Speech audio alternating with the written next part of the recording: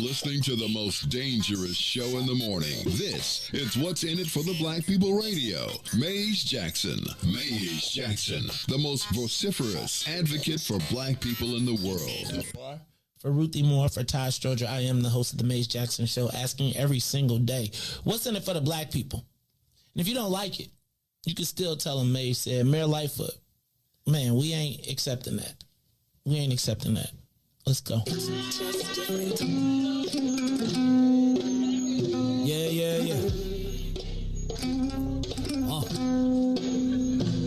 Let's get down to business and go ahead and address the facts. Man, Lightfoot seems more lesbian than black. Rahm Emanuel's another case. He was just as tired. 50 closed schools left much to be desired. Police had Anjanette naked on that body cam. They suppressed the footage so it couldn't touch a lot of hands. Reminds me of that 16 shots in that cover-up. Both of them similar, so I went and dug it up. George Floyd killed, a lot of riots happened in the town. Southside burned and they wouldn't let them bridges down. Grandmother sick, need a prescription and plus a couple groceries. You gon' have to travel just to get it now. COVID-19 out here shutting all the business down. Not enough SBA loans to even give around. So many failed businesses that you can put them in the pile. If you don't survive the pandemic, it's gonna sit you down. We sing, dance, play ball, entertain, and crack jokes. Government infested black neighborhoods with crack smoke. System that milked us so bad we got lactose. Still trying to find out what's in it for us black folks. We sing, dance, play ball, entertain, and crack jokes. Government infested black neighborhoods with crack smoke. System that milked us so bad we got lactose. Still Still trying to find out what's in it for us black folks. Shout out to Willie Wilson, hope one day you get to send it.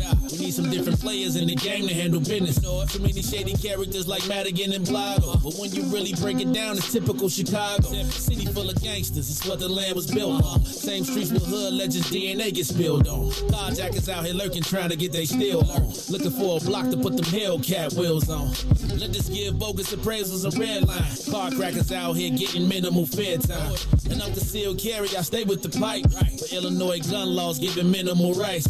Stay up on the swivel, make sure I'm moving tight. Check all of my mirrors when I pull up to the light. Pick my homie up from out of town, man, he caught a flight. He was hella nervous, told him, shorty, this a way of life. We sing, dance, play ball, entertain, and crack jokes. Government infested black neighborhoods with crack smoke. System that milked us so bad, we got lactose. Still trying to find out what's in it for us black folks. We sing, dance, play ball, entertain, and crack jokes. Government infested black neighborhoods with crack smoke. System that milked us so bad, we got lactose. Still trying to find out what's in it for us black folks.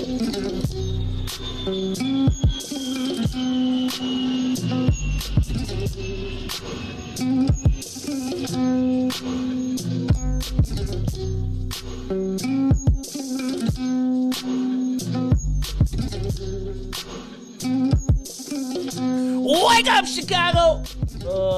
Wake up, world. This is the Maze Jackson Show. I'm your host, Maze Jackson, right here on a Wednesday. Wait, is it Wednesday? Already. Wednesday already? Just like that, man. It be like that. Wednesday, man. It's Wednesday, right here on the Maze Jackson Show. Y'all know how Wednesdays go. This is, I call this honorary week 304 Wednesdays, right? It's like week 304 Wednesdays. Back in the day, you turn on, I had to come in here and spray down the seats. Oh, no, that's Thursday. I had to put the plastic on the chairs on Wednesday. Because, after we leave up out of here, the seats, you have to be careful because, I used to have to, you come in here on Wednesday and, you start hearing the music, you start smelling incense. You be like, is that Hennessy? Excuse me, Remy. What y'all doing with blunt wraps and what you mean one to hurt, two to kill? I'm confused. You guys, see, remember that though? See how, that's when I knew I was getting played just a little bit. Right? Because you be all morning, I can't even get no applause. Then all of a sudden you turn on in the nighttime, you be here like, boing. I be like, well, damn. I didn't even know our thing did that. But it's all good, man. It's the Maze Jackson Show. I'm your host, Maze Jackson.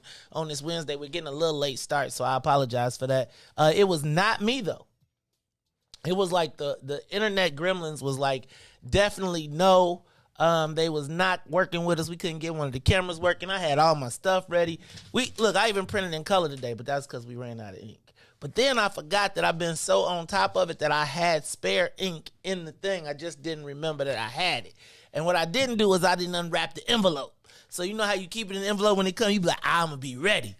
So I was like, dang. So now I got a schedule. We got today printed in color. So Ruthie can't even talk about us. All right. Hey, man, the dude say who is Ruthie? That's okay. We got a lot to talk about today. I got a lot to talk about. But anyway, this is the Maze Jackson Show. I want to make sure you all are ready to rock with us. I got my man DJ Riis the Ruler in the building. DJ Riis the Ruler, how you feeling this morning?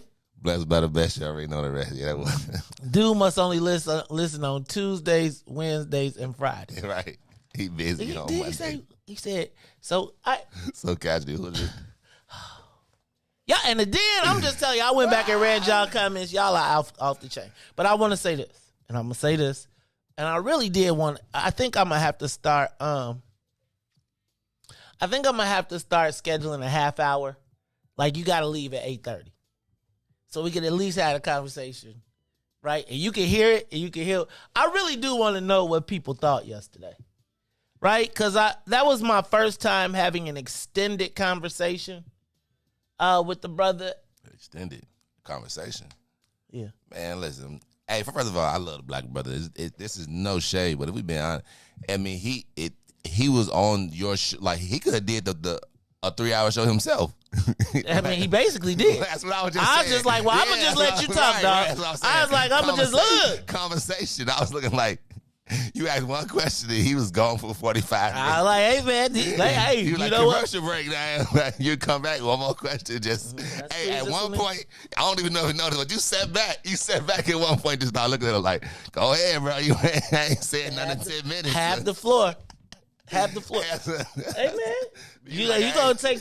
Bill said he taking the stage. He said you gonna give me the stage. I'm taking it. He said I sent you the script. I'm taking the stage. I'm taking the stage. He went to, hey, that's the day I wish Tyrone was here, because then he started rapping. You know, Tyrone.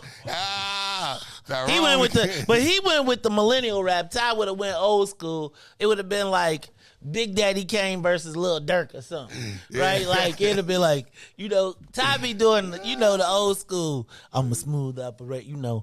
My name is Ty, and I don't fly, because I like to rap, and you know why, because I'm Ty. Right? Dude was like, man, dude had me feeling the way. He was like every after-school special and every, I was like, Dad, you still talk to your daddy? That was deep yesterday.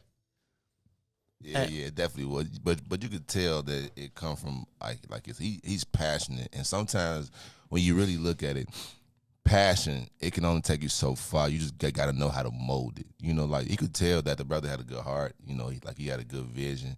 But you can also tell that he kind of had the fact that he was running, positions that he shouldn't be running. He the board, the chair, the mayor. You know what I'm saying? He the president, the assistant president, the secretary. He answered his own calls and make schedules for him. like he was just doing too much. But you can tell that passion he had. He just really need, I guess, some guidance from like an elder leader that can be like, hey brother, I'm gonna take you under my wing. I see where you're going. I see this fire. I love this fire that you have in you. So let me show you how to mold it and put it in the right places and use it the correct way.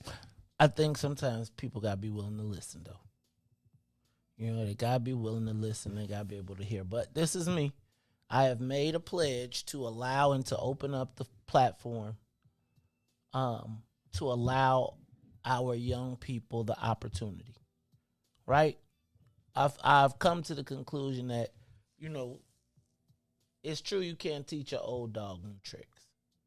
But I do think that, again, here's this young brother that's done all of this positive stuff, and if we kick him to the curb, the white folks gonna pick him up. Just be like, okay, yeah, okay. Yeah, then he gonna come in here singing a different tone, right? But then he gonna come in here and they gonna push him, and then he gonna be like, y'all, I came on here and y'all talked about my hot chips. That probably works for white folks. Black folks like, hey, dog, we don't want to see no litter. Like, when you do that, So, again, I feel like yesterday, how you got to tailor your message to your audience. I feel like he hit us with the what you do with the white folks, right? Yeah, and they be like, "Oh my gosh!" We like, "Hey Joe, we all know somebody that got no shade," but it's like I feel like he hit us with the. And that was also his point, though. You see how to us it was that's why he kept saying it was so casual to us. We so used to that. That's what and that was crazy because he's right. When you see a yellow tape, I remember as a kid, but it was, you know what I'm saying, and we said that it was nothing. Oh dang, it's red tape. Who got killed? So he was right. The stuff in that. I just think, like you said, the way he presented it and stuff like that. But it definitely would have sold white. The white people would have been crying and throwing money. That's why he getting that. I'm telling you, Joe. He getting that $250,000 like that. Hey Joe. I don't, no shade. I promise you, nothing shade. He to me is like almost like a Democratic version of Corey Brooks, right? Like he know what to hit. Yeah. He just did it to the wrong people. Like if he would have, like if that would have been like white, like black folks, like, hey Joe, you kind of making a mockery of our plight. White folks would be like, oh my God. Like black folks would be like, man, dog, we all know this. Like, right. And it is normal, and we know it ain't. We all know it ain't supposed to be normal, but it's almost like it was just very interesting. And I don't want to be critical, but what I do think is that there has to be see, I feel like I was talking to another young activist last evening who was like, I'm training my people. And I was kind of like, fam, who trained you? Right? So it's like y'all, we all, and let me be clear, I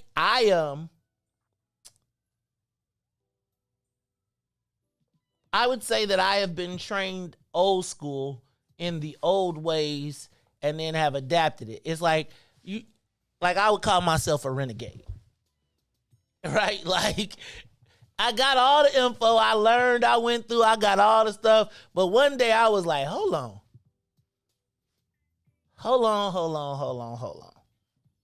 So I would tell you that we then have to be able to talk. They got to not feel like they come to us and get dissed, because the white folks are going to open their arms, embrace them, and then get them $1 million to give away or $2 million to give away in your neighborhoods. And you going to be we going to be, it's just, Man, we what get. you do with that money then? What you do? Hey, and you know, they ain't going to be Hey, mad bro, at him, y'all, man. hey. I'm just telling you. So I'm just saying, y'all, we got to figure out a way how we get them in the door. Now, sometimes I'm not going to say I did feel. Anyway. So I just think we got to be careful of that. Look, let's take a quick break.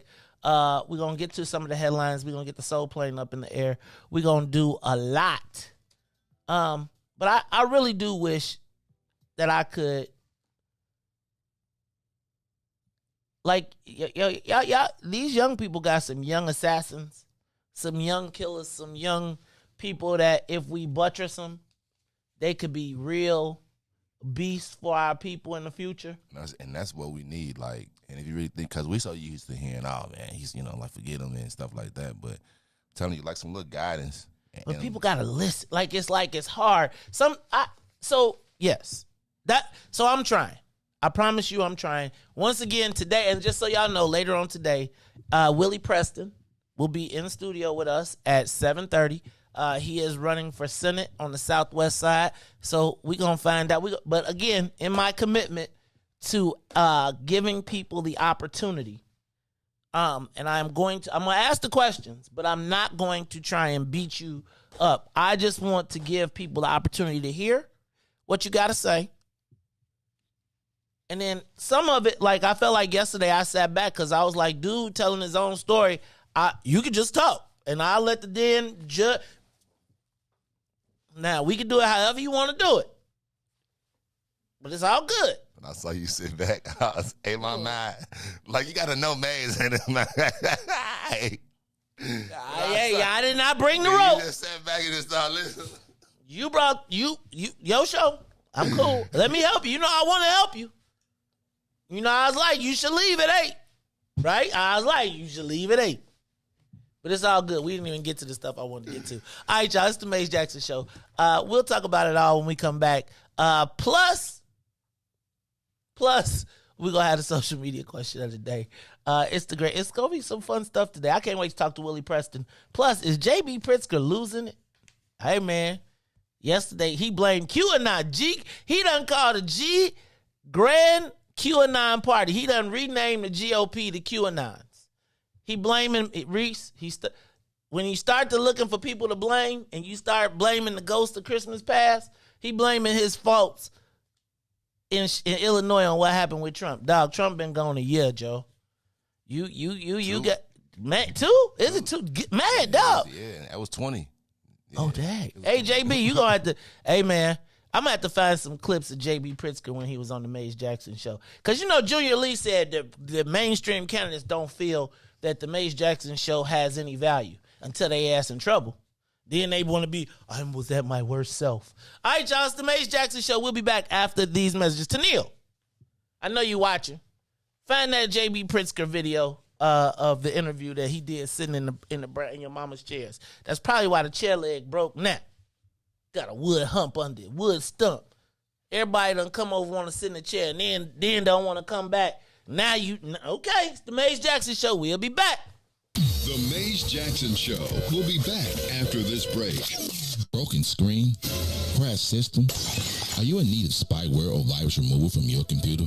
Well, contact RPC Computer Repair in South Shore and let us help you with all your computer repair services and print needs. Need office or print production services, copies, scans, fax, or even notary service? Then stop by and support RPC Computer Repair and Print Shop located 1741 East 71st Street in the 71st Street corridor, newly revitalized South Shore areas, and let RPC be your one-stop shop, where we believe RPC is your PC. RPC Computer Repair is also a UPS access point where you can drop off and pick up your important packages. So let RPC be of service to you.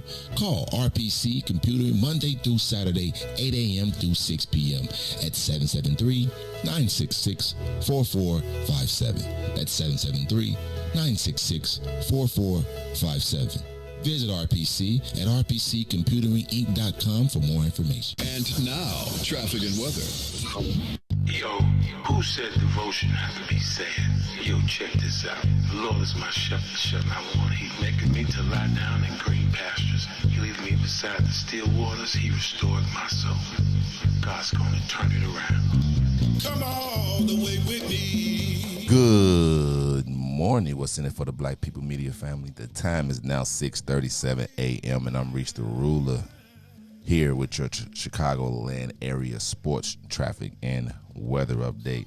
As we head over to sports first, the Chicago Bulls in a back-to-back on the road as they're trying to bounce back in the nation's capital. DeMar DeRozan just being DeMar DeRozan with another one, 30-piece, as the Bulls win 107-94. Let's head over to the Kennedy. Old Head to the Loop will be 21 minutes outbound. Tour has 19 on the Eatons. Inbound from Deerfield to Exchange and back will be 29 minutes, while the Eisenhower is 31 minutes. Thorndale to the Loop and 28 minutes back out to Thorndale. On the Stevenson from I-355 to the Dan Ryan will be 39 minutes. Outbound is 31. The Bishop Ford, 34 minutes. I-80 to the Dan Ryan, 27 minutes to I-80. The Dan Ryan is 17 minutes to the Loop, 13 minutes to 95th. On DuSable Lakeshore Drive, 55th to Jackson and back, as well as Randolph to Bryn Mawr and Bryn Mawr to Randolph will be 8 minutes. Today's weather, it is currently 42 and cloudy. It's currently 50 and cloudy. Today will be a high of 61 and a low of 43. I'm Riis the Ruler. Back to the Maze Jackson Show. Oh yeah, come all the way with me. Don't leave me now. Come all the way with me. Oh, please.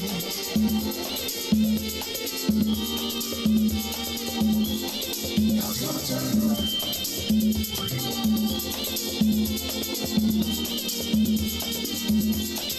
God's gonna turn it around.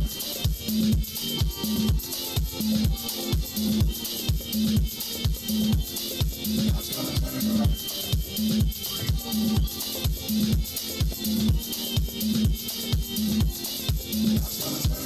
From glory to Gethsemane to Golgotha to the grave, from the grave back to glory. Glory to Gethsemane to Golgotha to the grave, from the grave back to glory. Glory to Gethsemane to Golgotha to the grave, from the grave. Glory to Gethsemane to Golgotha, Golgotha to the grave, from the grave. Dear Lord, it's me again. God's gonna turn it around. I'm calling on you. You did it before. I believe that you can do it again. Another one. Somebody calling you right now, Lord. If it ain't one thing we need, somebody else needs you for another. Please, son, look and have mercy. Have mercy over our home, Lord. Have mercy. Have mercy. God's gonna turn it around.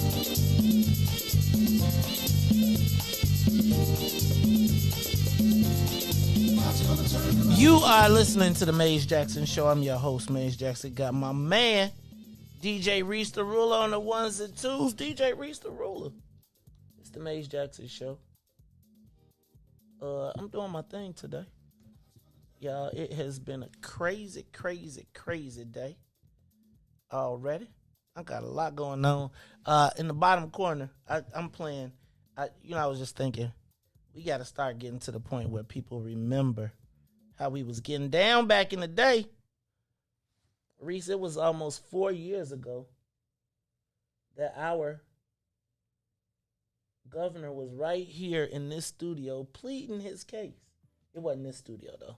It's right out there. So I'm going to let y'all get some old flashbacks while we rocking and rolling. All right, it's the Maze Jackson Show. I'm your host, Maze Jackson. Got my man, DJ Riis the Ruler. We are doing the Maze Jackson Show live right here. 2907 South Wabash, and it is about a little bit after 6:30, so this is the time when we welcome the Saints. Welcome to the Maze Jackson Show, Saints, from WBGX 1570 AM. Y'all come in every day from 6:30 to 8. That is when the Saints are in the building, so thank you, and you all can give us a call at 872-259-7474. Definitely want to tell y'all, give us a call today if you are tuned in, as well as want to thank all the sinners who get here a little bit early, got to stay a little bit late. It's like, you ever had detention before school? Did they ever have that for you? Like, you had detention before school? Like, I used to, it was... One time I went. Well, see, it used to be a time when you had too many detentions, so you had too many detentions to serve them in a day, so they made you come early so you could get them all. So that's like the sinners. The sinners got to get here at 6 o'clock. So they come early and then they got to stay late because they had to come early. They had to do a double detention. Right. Well, see, double detention. Like, and then one of them you had to, like early morning, like the teacher make you clean up, but you might get lucky because the teacher might come in with donuts or something. So she might bring you something. But after school, you had to wash the boards and sweep and, man. Detention was so different when I went to detention. You literally sat there. Like, you just sat in the classroom. You didn't say anything, and you supposed to just work for like an hour. But like, ours was, if you got too many and you never went, then they just picked you up in the middle of school, and then they make you spend the whole day in detention. Really? Yeah. Did you ever have in-school suspension? That's in-school. We used to have in-school suspension. That too. was the worst. Yeah. Like, I felt like in-school suspension was the worst thing because they just made you sit. Yeah, exactly. They just made you sit. That's what it was. And you be like, and you gotta stare at the white wall all day. Like, you gotta sit there. It was pre-institutionalization. That's what it was. All right, Riis, in the bottom corner of the screen, you're going to be, in case you all are tuned in, you're gonna be wondering. I had to tell y'all. That's a nice reelect Carrie Steele in that other chair, though. Hey, you see that reelect? But that's when she was water red. Yeah, already. Right? Know, like 4 years ago, right? 4 years ago. It's time, crazy how time fly. I just want y'all to, also as y'all are watching the video, I just want y'all to see my authenticity. I interviewed one of the richest men in the world in my chain. I'm just telling you. You had to with your chain on. With my chain on. I was like, oh, you want to talk about least offensive? Well, I'm going to give you some offense. All right, so anyway, y'all stay tuned. Y'all catch that on the bottom of the screen. All right, check it out. I'm going to run through some of my headlines. Oh, then, Riis, let's do this, though. First, let's get the soul plane up to 60,000 feet. Let's get this thing up and away when you get to it, because we are live here, Maze Jackson Show, flying 60,000 feet in the air. Up, and away. Also, in case y'all did not know, check out we getting down this weekend. We having Final Four weekend. That's right. Big Swill is gonna be up at TP. It's gonna be Villanova versus Kansas, and it's gonna be Duke versus North Carolina. I think that Duke versus North Carolina is gonna be crack-a-lacking. Now, Riis, they're gonna have a can of wine tasting too. So, for those of you who like to, it's all free, so you can't pay. No charge. It's just what's in it for the black people first. We're going to be celebrating Tamiko Holt's birthday. We're going to be getting it all in. So it's a little ad up there. Y'all check that out. All right. Hey, Riis, I got a text message yesterday from the doctor, from the good doctor. Read the text and say, Brother Jackson, next week, I'm making a big announcement. I said, now, Doctor, what is the big announcement? You ain't giving no more gas. Huh? You talking about that doctor? Yeah, Dr. Wilson. Yeah, Dr. Willie Wilson called me. Text me. Dr. Willie Wilson said, hey, I'm having an announcement on Monday. And I said, well, Dr. Wilson, I know you're going to make the announcement on Monday. Can you come on Tuesday? So next Tuesday, Dr. Willie Wilson will be on with us. He going to be on via phone. Okay. He making this big announcement. He going to let us know we're going to get out of suspense. So he going to tell us first? Nah, he telling the world first, but we going to get the first interview. Well, no, we probably won't even get the first interview, but we going to get the blackest interview. Okay. That's good, man. All right. So, look at that. Is that Brother Sadiq in that video? Brother Sadiq, I'm telling you, Riis, I go back. It's 4 years ago. Look, he holding the Carry Still sign. See how people. Yeah, okay. I got to hold the Carry. I love it. Hey, bro. I'm telling you, you can make them dance. You just got to know when it's dancing time. Sing, dance, right. Tell her, hey, you got to make Sing, them dance, hey, right. Riis, look, there goes Sonya. Look, I'm just telling you. It's going down right now. Maybe I'll move this around. Anyway, I'm stopped because I'm over here having too much fun making y'all throwback. But anyway, Riis, let me get through some more of these headlines. I'm gonna put that over there for you. All right, let me get a few more of these headlines going. Mayor Lightfoot, I told you this yesterday, but she says she's planning on putting the statue back, Riis. The Columbus statue going back. I hate that, man. Y'all thought she. That's all right though. I sure hope they go. See, she said they got to come up with a security plan, but once they put the security plan up, why are we putting the Columbus statue up again? Like, what was he in history? What did he do? Man, he discovered America, dog. What's wrong with you? It was people there. Native. It was native. He discovered the natives. The native means of the land. You cannot discover something that's already people at. I don't know, Riis. You must not know American history then. Right. You better stop, man. Yeah, and that's why they're gonna let. It's like that's just like when they be calling us, immigrants. Okay, see, Technically, we are. Riis, we're not. We was brought here on the boat. No, we were captured. We were not immigrants. Immigrants means you come of your will. We was captured. Wow, yeah. We was captured, and then we was free, and we wasn't immigrants. Then we was undocumented. Then look, Joe. They had documents because remember we was value, so they knew every slave. That's why you could go to 123 and me, because they was like, my slaves is my money. We were the first. Boy, you better. Don't give me stuff. See, that's why you run around here. That's why you millennials run around here talking about y'all support the rights of undocumented immigrants to vote in municipal elections. Y'all heard that too. That's okay. I asked that question 3 times.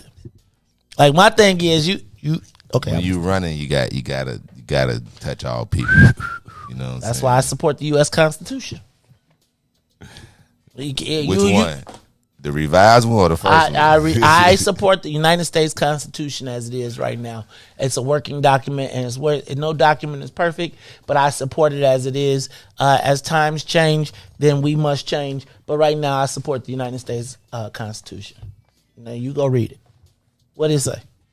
Every 3/5. I support. It said that there's an amendment, though. That's why I said it's a living document. Boy, you don't play with me. Don't play with me. I'm ready. You want to trap me up on CNN? I got you. I support the U.S. Constitution. Black man can't support the U.S. Constitution. What kind of American would I be if I didn't support the U.S. Constitution? I think we should be partaking the rights and privileges afforded us as U.S. citizens. I think that America is the greatest country in the world, and I think there's a benefit to being here. It ain't where you from, it's where you at. Nah, what's up? You want to bless me, Simone? Nah, I don't really support anything with America. I'm just glad that I live in this so much freedom here. You know, I don't really condone. I try to stay in my own little bubble. I know the world all messed up, so yeah. Okay. Yeah. But I just don't believe I just believe that's a lie. I don't care if it's Italians or anybody listening. It's a lie, and it's a story that you lying to kids. Like, that's almost telling kids to lie. Like, you just go somewhere. Giant and Juicy steal did it and too. Lie. I mean, Juicy. That's how we learned in our history to lie. We're going to put a lying man up that came here that also introduced smallpox and all other diseases, and then enslaved some of them. It sounds like a massacre to me. That's what it sounds man, like. Be careful. Be careful, man. How can we celebrate that? That's a massacre. That man came here and he killed people, took their land, sold them, gave them diseases. And sounds like the story of the white world, dog. We sitting here like, look at Africa. Look, there's nowhere in the world you can't go that ain't the story. That's the statue that they they shot at the tree, right? They what? I thought they was shutting that. No, the statue is the one when all the people, the police was around it and they was trying to protect it, and they was throwing the frozen water bottles and stuff. Yeah, man. Yeah. But you know why this is? You know why I think they settling this, Riis? I think they settling it because of the mayor's ding-a-ling problem. Remember, she's in a lawsuit because of the ding-a-ling contest. She don't really want that case to keep going. So take that statue, because what I really do not want to do is have campaign commercials about my ding-a-ling. I guess, man, I guess we put the statue up and just living lives. Hey, man, that's y'all girl. That's Mayor Lightfoot. All right, y'all. Ooh. Oh, I saw that. All right. Also, let me see. COVID rising.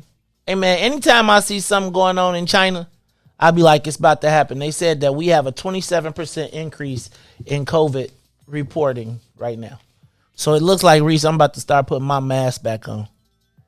Because it's getting crazy. Today is the anniversary of the Adam Toledo shooting. Did you see my man? He said he put Lil Homicide in with Laquan McDonald and Rakia Boyd. I was like, wait, hold on. Lil Homicide? Like, we putting Lil Homicide in Riis, this is why the millennials gotta go to school first. Y'all be all in all type of parades and marches, and then as soon as y'all escort leave, y'all in trouble. But that's what happened. School did it to us, to be honest. So when you went to school, it probably was like, well, you went to Bolingbrook with white people. But I'm just saying, like, if you went to like an African American school. Hey, man, I just drove by his Prosser, dog. I'm convinced you're an SD now.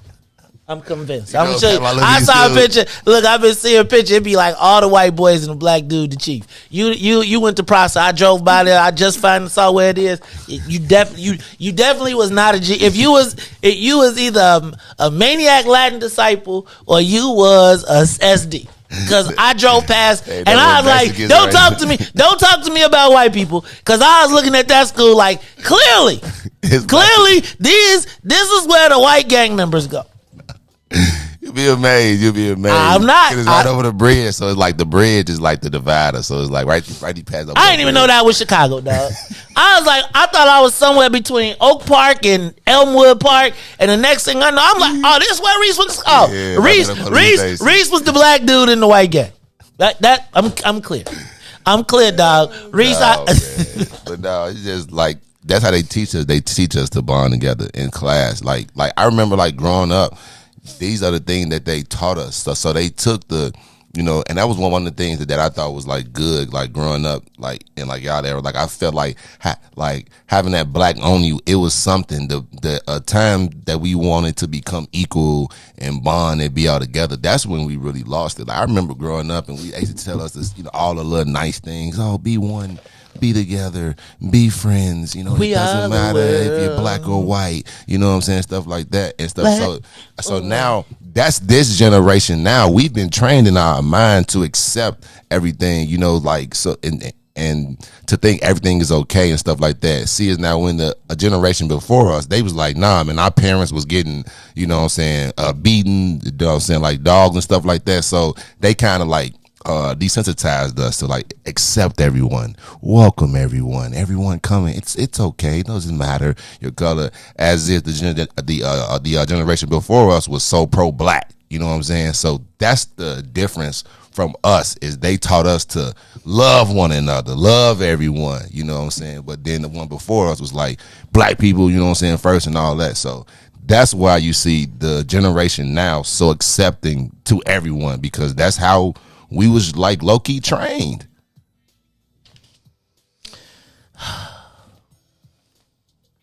They trained us to be against our own self-interest. That's all I'm going to let it be. All right, y'all. Maze Jackson Show, more headlines. I said a little homicide. Emmett Till bill was signed yesterday. After 200 tries, the United States finally got the anti-lynching bill. And can I tell you what? I bet you the first person to get prosecuted on some anti-lynching is going to be somebody black. Watch. You watch. All the stuff that happened, it's going to be somebody black did something, and they're going to be like, hey, I'm just telling you. Get ready. I want y'all to also pay attention. There's a big split in the gaming industry. I know y'all be like, why is he always talking about this? Because more billions are about to be made, and now they're splitting, right? So that I can make my billions. We made billions together. Now you an old guy, I'm a young guy, so I'm going to go make me some new billions in the new space, and still we have no black participation. I am going to keep beating this drum because I feel like it's like they literally, Riis, they keep passing laws and doing deals like we ain't standing right here. Like, they be like, all right, we finna make another billionaire in front of y'all on a whole new industry that y'all can't participate in. And ain't nobody saying nothing. Okay. I'm gonna tell you. Y'all better hope. Like, I'm really playing this interview because I was thinking about the gaming split. And the thing about the gaming split is the people that are making the money, becoming billionaires, are all from the same tribe, and we're not. What tribe do we have to be in to get money? Like, what tribe do we have to do where people feel like, okay, like, and if they say we can't get none of theirs, can we make our own space? Can we even, we ain't gonna even be able to control the black people that play games in black neighborhoods. They gonna redistribute. Okay. Somewhere in this interview with JB Pritzker, he talks about the equity in gaming too. Oh, Junior, I'm playing this one for you for the, because the billionaire had to come sit by the Rockefeller Center. Right? He had to think about JB Pritzker sitting under what's in it for the black people right now. I know some people who helped me put this together that are probably like, we told you so. Shout out to Dr. Audrey. I think Amina Hanan Muhammad was there with us when we did this. Brother Edward Steve. Like, this was 4 years ago, y'all. We was just in the beginning and the formative years. I'm kind of nostalgic. Tito, pass me a tissue. All right, y'all. Electricians against WTTW. I don't know if y'all saw that. But WTTW is in the middle of a fight with Local 134, and all the politicians are boycotting their candidate questionnaire. It's kind of deep. And then finally, did you see that Google gives $1 million? Gave $1 million to, check this out. Have y'all ever heard of this? The community-based organization Collective. Let me say that again. Google yesterday gave away $1 million to the community-based organization Collective. 16 organizations split $1 million, but it was so crazy because I feel like they came up with the collective name because if you read all of the individual names personally, and it's all the same people who get the money all the time, right? Like Metropolitan Family Services and CARA and all of the people that are the usual suspects that are kind of presiding over the violence and stuff that's happening now. They've kind of, a lot of these people have had Heartland Alliance, are part of the bigger disenfranchisement of black people, and it's funny to watch. They get the $1 million they got $1 million for black people or for the community, but it was really the same organizations chopping it up, but they had to hide their hand. All right, y'all. Maze Jackson Show. I did not get to my social media question of the day, but I want you to hit the big voice because I'm going to put it out there anyway. We might get to it while we're in the middle of it. Riis, hit the big voice for me. It's time for the social media question of the day. Real quick, whose side will the Asian alderman take in the remap battle? In case you did not see, Nicole Lee was appointed alderman of the 11th Ward. Just a couple points that I wanted to bring up about the demise of the 11th Ward. Somebody put on Twitter yesterday that the appointment of Nicole Lee was the end of the Irish dominance or the Irish power in good riddance of the Irish power in Bridgeport. So I just want to do some quick things that I thought about. the first thing I want to think about, is this the end of the Irish reign of power on the south side of Chicago? Looks like Ed Burke's going to be in trouble for his next election. We just saw Patrick Daley Thompson go down and now is being replaced with an Asian woman. Chinatown is now becoming the new face of Bridgeport, which was at one point the bastion of white Irish power. I got to tell you that I cannot think of the 11th Ward. I cannot think of of Bridgeport without thinking of Leonard Clark. I don't know if you all remember Leonard Clark. I know Sister Zakiya does, and I know some of you all do. Some of our older viewers. Riis, do you remember Leonard Clark? So that would tell you guys, like, in my lifetime, Leonard Clark was an 11-year-old black kid who was riding his bike through Bridgeport when a group of teenagers jumped off the porch. White teenagers jumped off the porch, chased him, beat him down, baseball batted him and everything. And it was like it was like one of those stories where it was like, really in this day and time, I think it was like 90s, like in the late 90s.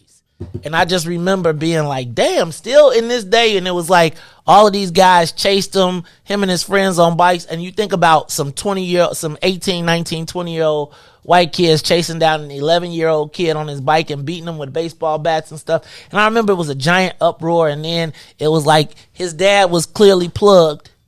So everybody was like, oh, and they made it. But I can't shake that from my mind when I think of the 11th Ward. Like, I still think of, even knowing, like, as the diversity of, as it started to become an arts place, I still think about George Wilborn. Y'all remember, like, just a few years ago when comedian George Wilborn wanted to buy a house for like $2 million in Bridgeport, and they was like, we won't sell it to you, Negro. Right? Like, George was richer at this point than everybody, and they wouldn't let him buy the house. The people took it off the market before they would let him buy it. Imagine having $2 million to buy a house, Riis, and the people say, we'll take it off the market before we let you buy it. And nobody said anything. It was just kind of like, oh, it's just business. Like, they put 2 stories in the paper. We didn't see anybody stand up in outrage. We didn't see, they are segregated. They are separated, not segregated. And if you go to Bridgeport, it really is separated, not segregated. And separation and segregation is different. Separation is by choice. Segregation is when the people in power push you to the corner. I also wonder, I want to point out that Nicole Lee, her father has long-term ties to the Daley family and to the Irish power structure, right? Like, so the Daleys had kind of like a power sharing thing. Like, they kind of let you run your own space. And so when Gene Lee was the deputy chief of staff, he was basically the political arm of Daley for Chinatown. And his daughter grew up in that space. So even if you listen and pay attention, they expanded their organization. So Riis, if you got a mob, but you got in the Chinatown, you got a Chinese boss. In Blacktown, you got a black boss. In Italian, you got they all report to chief. Well, she stayed she's in the fold, so she was in the line. The question I ask is, how long does she stay in the Daley tree, or do the Chinese say, man, we strong now by ourselves. We don't got to be up underneath y'all. Right? Like, how long does she stay loyal to the team? Right? And does she eventually run for committeeman? And then I would be on the lookout for a Daley win and swap. Right? I would be looking for John Daley to win this election, step down, and then his son get the appointment and his son replace him. But the question is, will they have the firepower to hold on to another generation of power? That's something I think we got to watch and look at. But whose side will the Asian alderman be on in city council? Look, Riis, it's the Maze Jackson Show. We're going to take a quick break. I want to see, Riis, if we can play some of this Pritzker interview over the break instead of some of the audio. So I'm going to switch this to this. I'm going to have you go out, and then I want you to see if you can switch it in. So look, do your go to the thing, play a commercial, and then see if you can come into this, and I'll turn the volume up. Look, y'all, it's the Maze Jackson Show. We'll be back after these messages. The Maze Jackson Show will be back after this break. Maze Maze Jackson. Tune in to the Maze Jackson Show every day, Monday through Friday from 6 to 9 a.m., where you can catch us on YouTube, Twitter, Twitch, and Facebook Live. Plus, from 6:30 to 8, you can get us on WBGX 1570 a.m. That's right, it's the Maze Jackson Show, where every single day we ask the question, what's in it for the black people? And if you don't like it, you can still tell them, Maze said. We out of here. Peace.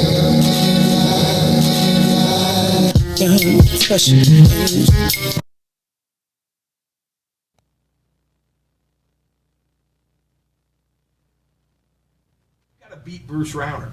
And yes, we've got. Dang, you just killed your last one. All right, I'm gonna have to come up with a nickname. And it may not be that nice, I gotta say. But hey man, it's a podcast, so you can say what you want. You call it what you want. So I just want. But it is critically important that we make sure that we beat that man. See, you can't even say. Hey, but you know what? How about if I say He's Donald Trump's silent partner? Then you lost one Trump. Oh man! All right. So now you got one Trump left. You got one Trump card. Use it good. So JB, you got $60 million in. You know what? I can understand that. You know what I'm saying? You matching dollar for dollar. Was there no one out there that you thought that you would support? That you could support? I mean, man, bro, you give somebody $60 million. You sending them on their way. How come? What made you decide to bid? Because you didn't trust nobody with your money. You know. I mean, $60 million. I'd be like, you know what? I'm gonna hold on to this myself. Go ahead. You go ahead. I talked about at the beginning. This race isn't about money. It is about values. And I do think that carrying the values that my parents taught me, that my faith taught me, that those are important things to carry throughout this campaign. That's why I decided to run. I mean, in the context of that guy in Washington and his local partner, that I really felt like this was a moment where I needed to step up and make a difference as governor of the state of Illinois. Because if we don't solve the financial challenges of the state and make sure that, there are three basic things we got to go do. Every child deserves a quality education in the state of Illinois. We got to make sure that we fund that education for them. That's a public education, okay, right? That's number one. Number two, we have got to have universal health care in the state, and we got to start doing it right away. Not these plans that say, oh yeah, I want universal health care, but it'll take 8 or 10 years to do it. I'll let you know. No, I want to start it right away. And then third, we've got to create jobs. We have to create jobs in the state. None have been created under this guy. You learning quick, man. Quick learning. And well, I got one card left, and it's only a. You gonna say, you got two? I got 2 cards. Oh, you got 2 trucks. Well, I might just use one of them anyway. I want to have one left over. I get a free drink for it. Yeah, we hook you up. What you drink, man? You got some back there. Tito's? All right, we'll talk about it. Actually, we're going to talk. So, anyway. You got a much better bar. Don't let that go. The point is that in order to get these things done, I think you need somebody who can fight hard and who can take down that guy that's been in office for 3 years. So, JB, I'm going to let you know, we're taking questions. This is broadcast live on Facebook as well. We're going to be taking questions from there as well, and I think this is a great opportunity. I want to remind you all, you are watching and listening to In the Den with Maze Jackson. Tonight, our special guest, JB Pritzker, billionaire, but better yet, candidate for Illinois governor. Now, JB, $60 million in. The thing I ask about all the time on the show, on the WVOM morning show, is where's the bag? Who is getting that bag? So, the last election cycle, $200 million was spent, and they could not quantify $1 million being spent with black folks. You spent $67 million by yourself. Talk to me about your talk to me about your spend. Do you spend any money with black agencies, people, businesses? We've been very intentional about that. Not only about depositing money at ISF. You deposited money in ISF? We did. Really? In African American owned bank, but also about making sure that our vendor base has a significant number of African American vendors. Okay. So that's what we've done. We've got sign makers. Really? We have printers. That's a very important part of a campaign, Huge. as you know, and I hope people have seen our signs out there. Chad, is that true? Now let me tell you. JB, you cool, but I trust Chad. Chad, y'all been doing that? Absolutely. You black people working? Absolutely. Black people getting some of that bag? Yes. All right, I'm gonna hold you to it. You see, I always Well, and be I trying think, to look like out I for the told black you folks. earlier You about see that procurement and the state black government, dude we in the gotta do room. same thing. Look, where the It's so customer ironic dollars that go, that jobs clip get though. created. Go ahead. And so we got to be real intentional about spending that money in the black community. We also have a significant number of staff people in our campaign who are black and who are in our leadership team too, and I've been very proud of that. As well Black. as all You across got the black state. people in the leadership. No, man. You know, let me tell you how this works. Usually in a campaign, I've been this guy. Everybody says, oh, we want to have a diverse team. We want to have a black guy. We want to have everybody. Man, you know what you get to do when you're a black person? You get to be the sign guy. No, that's not right. That's not right here. Mays, seriously, my policy director is black. My political director is black. My deputy campaign manager is black. Your friend Chad, right here, has a senior That's one position of my in my mentors. campaign. Mentees. And he's my friend too, by the way. So Good stuff. I'm just saying, It's you know, good we've done, I think, a really good job of hiring, not just because they're black. We're hiring people that are really good at their jobs. So I'm very proud of what we've done in our senior team as well as all across the state in our field operation. So, JB, one of the things that we've talked about, one of the things that people talked about Pat Quinn losing was he didn't put money on the streets in the campaign. He didn't hire people from the community. You seem to have done that, but it seems like you're getting whacked for it. Right? So it seems like, you know, I one of the things that I recall saying about Pat Quinn and about all these gubernatorial candidates and all these races, and I remember way back when this thing started, and somebody called me and said, this guy JB is running, and I said, man, I don't want to hear none of that crap, because he gonna do like everybody else, like all those white Lakeshore liberals, and not hire anybody. And then it seems like everybody is working for JB, but it seems like you're still getting whacked. What's the deal? Why? All I can tell you is I'm really proud of the team we've got. I mean, I think you know some of those folks, and Chad's a great example. But we've got a lot of really great people that are all across. You know, we have offices. I want to be clear. We have, 2 offices, one south side, one far south side in the suburbs. We've got one in the west south side and one in west suburbs. We've got one in the west suburbs too, and in the west side. So I mean, the point is, You are listening to the Mays Jackson Show. That is current governor, JB Pritzker. I brought that up because, and I played that clip just because, and there's more. This was the time when right after he had called us least offensive, he went on the apology tour. In the first place he came was to the Mays Jackson Show, because where did you go to apologize? He didn't come to the radio station. He came to sit right here in this uncredible studio where we force the issues and we force the question. But Riis, I'm looking back at this interview, and I gotta be honest with you, I have a lot of regrets. I have a lot of regrets because so many times this was a perfect case of people using us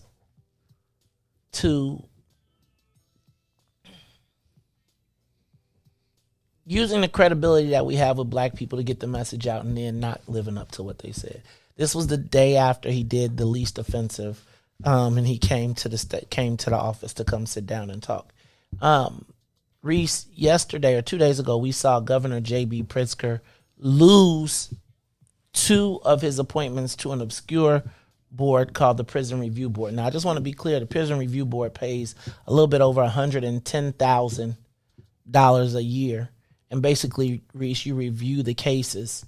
And Eleanor Wilson, former good friend of President Barack Obama, and Oriel James, Eleanor Wilson was rejected by the Senate, and Oriel James resigned before they could reject him. And Riis, I can't imagine a time when a sitting governor cannot get his appointments through a supermajority Senate of Democrats. Riis, yesterday, 14 Democrats voted no for JB Pritzker's appointees, and 12 refused to vote at all. That's 26. That's 26 people. I believe it's 32. I got to figure out what the number is in the Senate. But the reality is, Riis, is that I am wondering, has JB Pritzker lost his power? Give us a call, 872-259-7474. Has JB Pritzker lost his power? If he has, how and why? Do you think JB Pritzker, like I'm curious right now to see where he is with black people. And I want to juxtapose that with Riis's favorite guy, right? So Riis, I got to do something. We're going to come back to this audio here because I got another clip that I want to play. Because I want to compare these guys and contrast them. So I want you to come back to the audio, and I am going to play a new commercial. Right? Tell me those. From Riis's favorite slave jumper. And a couple of the people that I really rely upon. Oh, hold on. I'm sorry. I got to cut the audio on the rest of them real quick, Riis. So I guess my question right now is, who are we looking at? Like JB, if we were to look at a race between JB Pritzker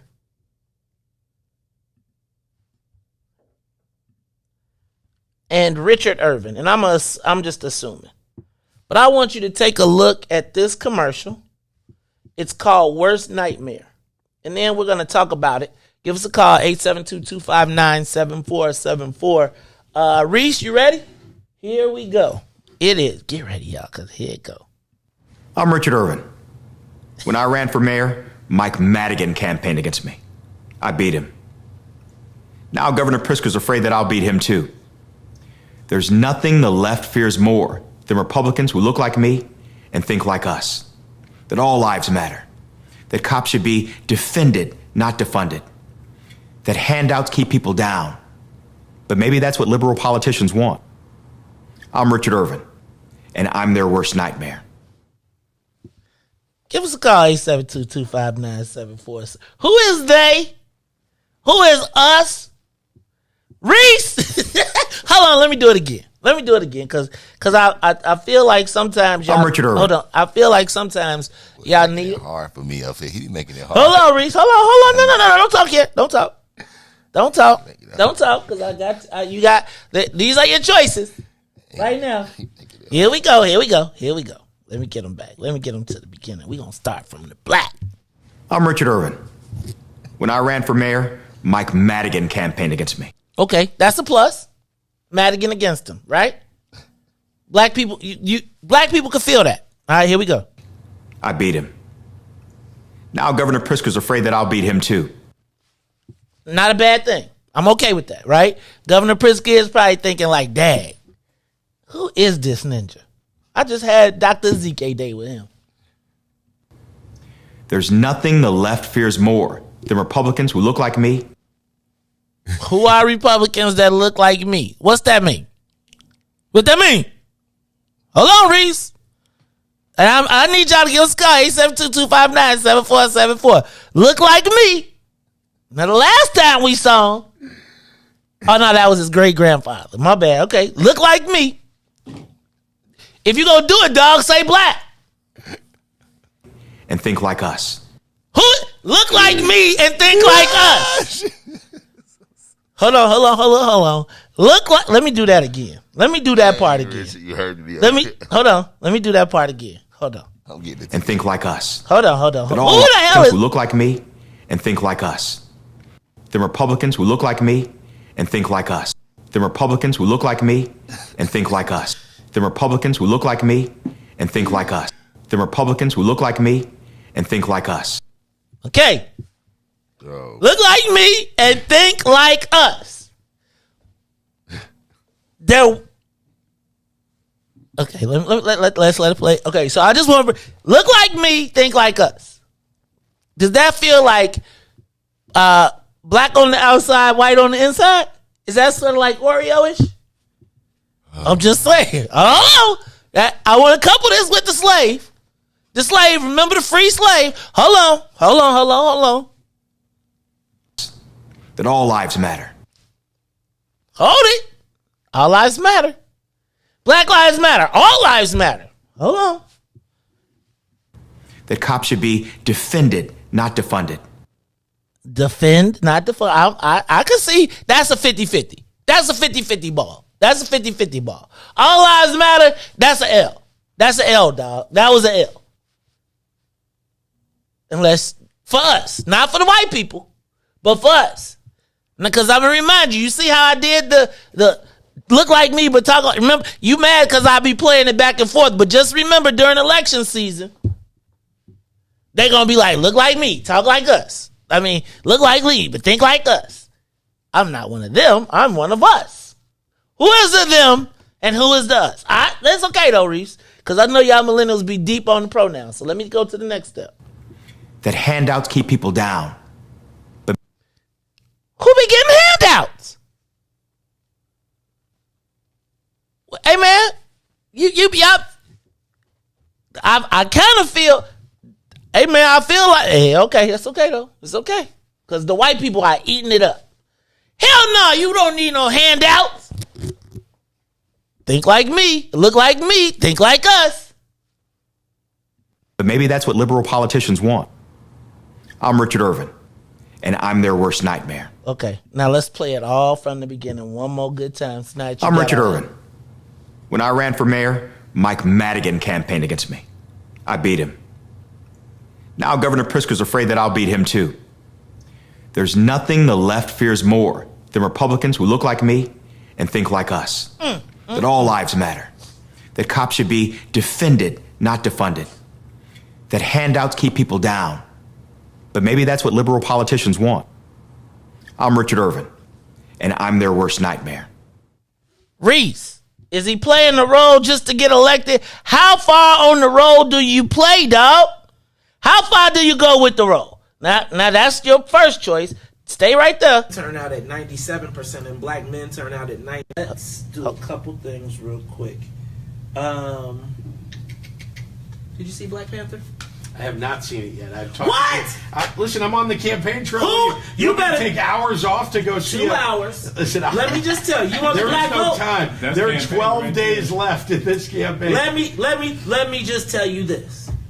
Go see Black Panther and take a picture and do Wakanda Forever. And I'm telling you, it'll get you way more votes than probably some of these trips. If the brothers knew you went to go see Black Panther, they'd be like, man, JB might be all right. At least you know. So I'm telling you, Chad, get him to the movie, man. I love that it's one of the most successful movies out there. But here's the thing that I have heard consistently about the movie that I just want to, call to everyone's attention. See, he know about Black Panther. There are really powerful women represented in that movie, African American women, and we know, we've talked a lot during the last 12 months in politics, particularly Democratic politics, that it's been black women who have been showing up and who genuinely have been left out for so long and need somebody who will stand up for them, but they are the ones showing up. We now need to deliver for black women. I'm glad you said that. JB, one of the things that I hear everywhere is that black women turned out in record numbers, right? For this Doug Jones thing and everything around the world. Virginia. Mm-hmm. Why does it seem like black political capital in the Democratic Party is being pushed towards DACA? Well, that's what I'm saying. I'm not pushing anything aside. I'm saying black women are hugely important to the Democratic Party. And not you, black men. Hugely important if we want to lift up the whole state. So when I talk about this intentional economic inclusion plan, we are talking about black women very specifically. What about the brothers, man? I'm not leaving you out. Don't leave the brothers out, man. I'm telling you, without black men, black women become unprotected. Wait. What? Not like that. I want y'all to know this is 4 years ago. Oh, you got some comedy. This May. Come on. Yep. Somebody. Look, no. Somebody. I hear from my sisters all the time that black women are the least protected people. That they are oftentimes the easiest to be victimized, not just sexually, but just in general. And I may not be saying that properly, But I think that one of the things that I am seeing very often that is very disconcerting to me is the separation of black women from black men. So if black women turn out at 97% and black men turn out at 93%, don't exclude the black men, but there always seems to be that. That's not on you. That's just something that as you start to talk about your language, think about stopping putting divisions, because we're trying to bring our community together, and it seems like someone is always trying to peel them off. So I'm going to take some questions from the Facebook Live feed. Let's answer these as quickly as you can, because I want to try and get some, and I want to give you an opportunity. So I want to be clear, JB Pritzker, I'll let you talk about it, but JB will not be at the What's in It for the Black People candidate forum because he had previously scheduled commitments. Now, you all know. Answer, we got somebody make sure. What size? Well, do I have to reveal myself? All right, we're doing it off camera. I don't think it's any surprise to anybody that it's a double XL, all right? Oh, double X? Oh, we got those. All right. Would you wear? I ain't gonna ask him about the Queen Sugar shirt. I'll let that go. I give you a pass. You don't even gotta answer that. Reparations, yes or no? Reparations for black people. Look, we got to make sure, like I said to you, if we're not putting significant economic development dollars in the black community and helping build up capital and Riis, ownership, we're go doing let it wrong. And that's Willie what I've Preston been in very at the downstairs. intentional about. That's what I've talked a lot about during this campaign. And by the way, something important for us to focus on in the state is making sure that that small business loan program and the technical assistance and mentorship that we're putting together is focused so that we can lift up the black community. So that, to me, addresses some of the systemic racism that exists. It doesn't address all of it. But this has been going on for far too long, and it's still here. That's why we've got to make sure that in government, I want to make this clear too, that where we spend the money in government, we've got to make sure we've got black leadership appointed to those positions. Ooh. So, but reparations, yes or no? Do you think black people deserve reparations for slavery? This isn't a state thing, this is a national. Would you support it if it was a national issue? I believe this is an economic development issue and not a separate issue. Okay. I'll let that be your answer. It'll stand. I can only No answer. That's a no. What are you prepared to do to increase capital for black people trying to do and create businesses in our communities? What am I going to do about that? Yes. Well, I think I've talked a little bit about that. Making sure that we've been very focused about putting capital into the black community, people who have the creativity and entrepreneurship, and there are a lot. Has he delivered? The thing that holds people back is the availability of capital. So, JB, currently, right now, What's in It for the Black People Political Action Committee is working with State Representative and Assistant Majority Leader Art Turner to create zones that would be, they wouldn't be called black empowerment zones, but they would be empowerment zones that allow us to create special incentives for people to move there and create and grow their businesses. Would you be in support of that? I would, and furthermore, there's a federal program now. I was not in favor of the, what should I say, that guy in the White House. His You tax got two? plan, his tax, I'm not going to use them. Oh, wow. You got a couple, you got I was not in favor of his tax plan, but one thing that's in there that'd be really Chris Kennedy. He does not want to have a program to allow black entrepreneurs or people of color in general to have opportunities to create the dispensaries and the production facilities. Hold on. What we've done in other... Chris, you tripping, man. First you tried to kiss me, now you won't let us smoke? You on some bull. Come on, JB. What's up? I want to do more than just legalize it, though. Look, what we should take advantage of. Would you legalize marijuana? I would legalize marijuana, and it's a difference between me and Chris Kennedy. He does not want to legalize marijuana. What's up with Chris? Chris, you tripping, man. First you tried Pay to kiss attention. me, now you won't We let asked us all smoke? these questions. You on some bull. So if he don't come back on, this JB. year. What's up? I want to do more than just legalize it, though. Look, what we found in other states, and I talked to the governor of the state of Washington where they legalized it. What we've done in other states, legalized it, but they did not have a program to allow black entrepreneurs or people of color in general to have opportunities And still don't. to create the dispensaries and the production facilities and to own some of that capital, right? Was he And there? To me, we've got to, before we let it go, before we let the big tobacco companies or other big companies just take it over, we got to make sure that we're not overlooking the people who've been most ill affected by the war on drugs. Okay, I'll take that. Let me ask you a question. Yes, sir. Personal. Inhale or no? Come on now. Hey man, look, you want the votes or no? Have you ever smoked? Have Of you ever course, ate a yes. brownie? Yeah. No, I don't know. Not just inhaled edible. Yeah. Okay. All right. Hey, have you ever invested in medical marijuana? No. Okay. Wonderful. But his family did, and they bought the seeds. Sanctuary City, this city key card. I'm going to leave the Sanctuary City alone, but let's talk about this city key card. Should this city key card be a tool for voter registration? Look, I don't believe that people who are not eligible to vote should be able to vote. I do think that the card that you're talking about, right, the identification card, is important for people who are here to have some kind of identification. That's the thing. So should it be used in voting? Look, you have to get registered to vote first. But they say that card would be it could be used as a document for registration. It should not, could Would not. you stand up to Rahm and tell him no? Well, I don't believe that that's what Rahm Emanuel intends with But did you see card. the memo from Anna Valencia? I understand, but I'm telling you, I don't think that's what the intention of that card is. So when the people have to have an ID card. They have to have an ID card, period. Forget about voting for a second.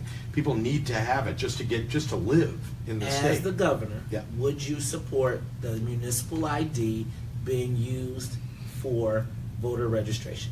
Not registration, it's a fine form of ID, and you know that sometimes when you want to go prove your identification for voting, that the ID can be used after you've been registered, I'm talking about. So I just want to be clear, because right now, Mayor Emanuel, what the memo says is that it could be used. Jim Allen from the Board of Education.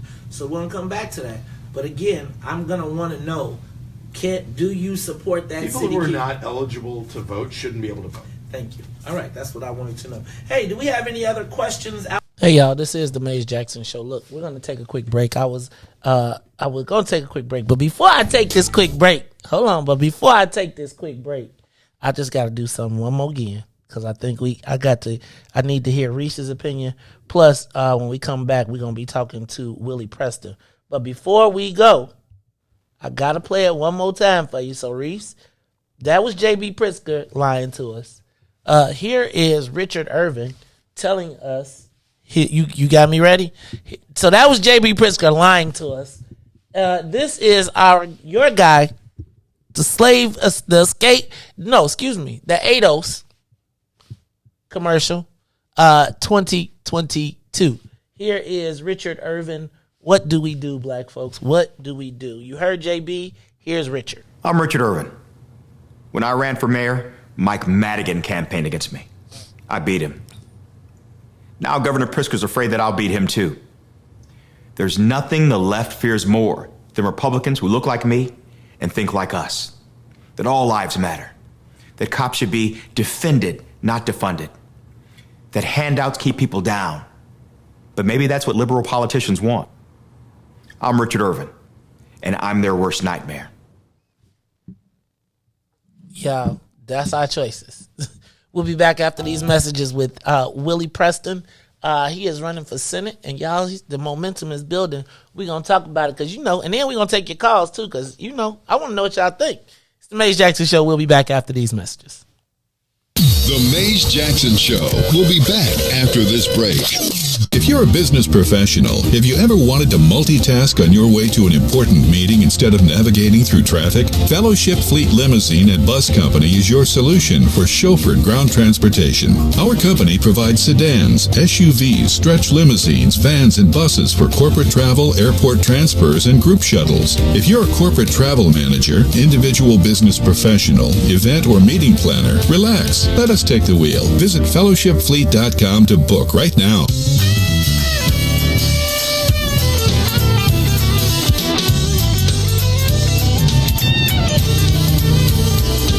I'm so glad that the Lord keeps on blessing.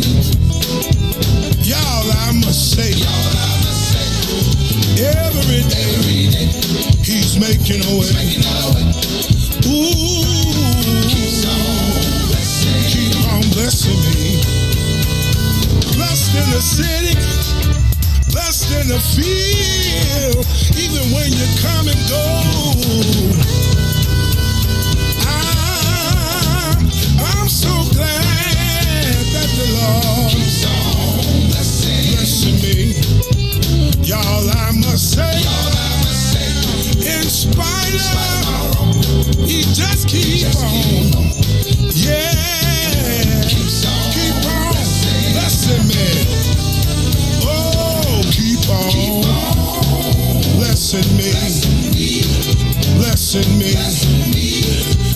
blessing me. In spite of me, he keeps on blessing me. Blessing me. I don't deserve it. He keeps on blessing me. Blessing me. All the time. He keeps on blessing me. Blessing me. Lord, we need you. Lord, we need you. Lord, we need you. Can't make it unless you. We need you to stop it. Come on and stop it. Do it every day, every hour. Come on and do it. Do it for us now. Somebody in a hospital. Somebody down. Don't feel too well, but bless us now. In the name of Jesus. Oh, please keep on blessing. That's what Grandmama said. Please.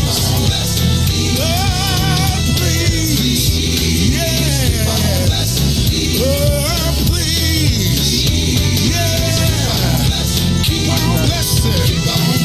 Keep on blessing. You are listening to the Maze Jackson Show. I'm your host, Maze Jackson, live in the building. Hey, y'all, that was your we've been having a great conversation, but since we're talking about state politics and state government and all of that good stuff, we got the governor's race coming up. But y'all know this is one of those big election years. And speaking of big election years, man, y'all have seen this brother summer everywhere, all the time, at the forefront. I don't even know when I remember first meeting this young brother. But I knew that when I first met him,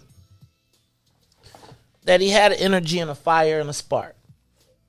And you know, sometimes I look and I say, where you come from? Who your mama is? Who your daddy is? Who put you in this game? And sometimes, you know, over time, pardon me, one of the things that happens is this political game, people have become self-declared political experts. Really no background, no work put in, but they, with the platform, social media, they can usually just make themselves something that they haven't. And a lot of times, people don't necessarily want to put in the required work. And I remember seeing this brother on the trail and saying, man, he be yapping a lot on social media, but not only does he talk a lot on social media, he's actually out and about in the space. And so over the course of some years, I have come to watch this brother, admire this brother, and support this brother. And now he is in a quest to become state senator. So let me do this. Let me say, I think we are all familiar with him from his activism, his work in the community, all them damn kids. But he is one of our own, and I want to be here we want to be on board early, supporting him as he makes this journey to become a sitting Illinois state senator. Y'all do me a favor, Riis, find my applause, right? What I want to do is I want to give him some applause. Y'all do me a favor, and y'all welcome to the Maze Jackson Show, brother Willie Preston. Welcome to the show. What's up, Willie? How you feeling, man? I am feeling great, Maze. I really am. All right, you know what? So, Willie, talk to me, man. First of all, you are running for, tell me what you're running for. So, I am a candidate for... Get close to the mic. Okay, I'm a candidate for... You can pull it closer to you. Do I need to shorten it? I know you're not there. You might be height challenged. That's all good. You can twist it. But go ahead. Talk straight into it. So, I am a candidate for Illinois State Senate in the 16th District. Okay. And tell me, where is approximately the 16th district so I can know what we talking about? So it is the Southwest State Senate District, and it starts in Inglewood, where I was born and raised, and it goes over into Auburn Gresham, where I currently live with my wife and children. Auburn Gresham. From there, we go over into Wrightwood, Ashburn, Scottsdale, and then we go off into the suburbs. We get Burbank, some of Oaklawn, Hickory Hills, Palos Heights, Justice, Illinois. So we have a significant and vast, diverse district. So that is what a 16th district is. So all of the 70s, we even go over the expressway, over into Chatham a little bit, in West Chatham. So that is essentially the 16th district. So we have a few different wards. I know a lot of folks understand their wards. So we have some of the 16th ward with Alderman Stephanie Coleman. We have... Who is supporting you, by the way? Oh, yes. Okay. Yes, I'm very, very, very honored to have her support. Okay, I think I saw Alderman Sawyer is supporting you. Yes, I think I saw the first person to jump out was Alderman Howard Brookins is supporting you. Yes. Very honored to have Alderman Brookins. What's going on with the 18th ward? 18th ward is Derek Curtis. Is he supporting you? Derek Curtis supports us. All right, look at that, boy. You picking them up. You. So now, Willie, you got to talk to me, man. How do you go from being? Because I remember the last time you ran, you was throwing rocks at the throne, and now it seems like you are now the favorite choice of the. I don't want to call it the party, but I want to call it the of the established Democratic Party. Talk to me about what it is like, and back up. I know you got some of David Moore in there. Is David supporting you too? Listen, David Moore is my alderman. David Moore hasn't made a decision at this point in our race, and I respect his rationale behind so. David Moore has invited me and other candidates to come before the community. And once that happens, Alderman David Moore said he will make a decision as to who he supports, and I really respect that. So we're going to participate in that process. Whoa, who is this Willie Preston? Is this Willie Preston maturing? Is he turning? Willie, so let me ask a question, brother. So back up. Let me stop because I want to make sure I give you this opportunity to do what you need to do. Willie, let me ask you this. Well, back up. I really want to know a little bit about you personally. Okay. So back up and tell me a little bit about you personally. Tell me, give me high school, college, 20 kids. Let me give a big shout out to your wife, Brittany. Before I'm gonna do it before you do, but I know you better do it. Shout out, baby. Shout out to Brittany. I mean, and Brittany and Willie do not use this show as an excuse to go create another baby, right? Because Willie and his wife, hey man, I promise you, I love watching y'all pictures. I be like, y'all are the real life Brady Bunch, but y'all had y'all own. Willie, tell us a little bit about your background, brother, personally. So, I'm the middle of 5 boys. My mother had 5 children, and I was born and raised in Inglewood. Okay. So think about Stephanie Coleman, Alderman Stephanie Coleman's support. It really is full circle. I didn't come from a political background at all. The earliest politician I can remember was Alderman Shirley Coleman, Stephanie Coleman's mother. I remember I grew up on 66 in Aberdeen. There used to be an Inglewood back to school parade. It was huge. I remember that. And I used to walk a couple of feet down to 67th with my parents, and we used to watch the parade. And one of the things that I remember, one of my earliest memories, is Coleman. It was everywhere. And so I remember as a kid asking, who is this person, this Coleman? I just knew she was somebody important. My mother let me know that she, was our alderman. So I come from that. I come from Inglewood. Some people call me Inglewood's favorite son. So okay. I'll accept. Okay. From there, my background is in the building trades. My father. Let's back up. Where'd you go to high school? I went to high school at Paul Robeson, but I was a very. Was that the Raiders? Yes. They fake Raiders. Yes. No. Is that even still a school? Is there still a Robeson? Well, it's been consolidated. The community's changed. They have changed, and they've knocked down some schools, and they've rebuilt a beautiful building, inside on 69th Street. But they consolidated. So, and that's a direct response to a lot of things, and politics certainly being one of the major things that's involved there. But let me finish here. So, I come from Inglewood. I went to Paul Robeson, but I was like a lot of kids that you see today. I was wild, and I was involved in a lot of street activity. So I didn't finish. I didn't graduate from Robeson. So ultimately, my grandmother sent me to Job Corps. Okay. And where I got my GED from Job Corps. Actually, I got my GED at 17. Okay. So that was a very, very good experience for me. Okay. So from there, I ended up meeting my wife shortly thereafter. Not long after, and it's like the moment we met, like you said, we started making children. Good God, man! Yeah, and y'all ain't stopped. Brittany, you on here talking about you need one more. How many? Okay, so back up, because I always see Lil Willie. Tell me how many, and I've seen your beautiful daughter, but tell me how many children you have, because I don't want to shortchange anybody. And then I want you to run all their names and say hello to them all, because I know they listening. Okay. You can't forget. No. You be like, dang, here I go. So no, my wife Brittany and I, we have 6 children. Okay. So we have Willie, we have Joshua. Okay. Elizabeth. Okay. Named after my great grandmother. Okay. We have Brittany. Okay. Named after my wife. Okay. And we have Lamar. Okay. Who named after my brother's middle name. Okay. And we have Lear. Okay. Who's named after my great grandmother. No, I did not cheat, but me and my wife, we had a competition each time, and I was just very fortunate to be able to pick a lot of those names. Oh, okay. Okay. Cool. All right. So Willie, talk to me about what motivated you to. No, back up, because you mentioned the Chicago building trades. Talk to me about the Chicago building trades. I know that sometimes they're controversial, particularly in our community, as it relates to access to contracts and opportunities. Talk to me about your experience with the building trades. So, I was at I was an apprentice carpenter. I left my father. Let me back up before that.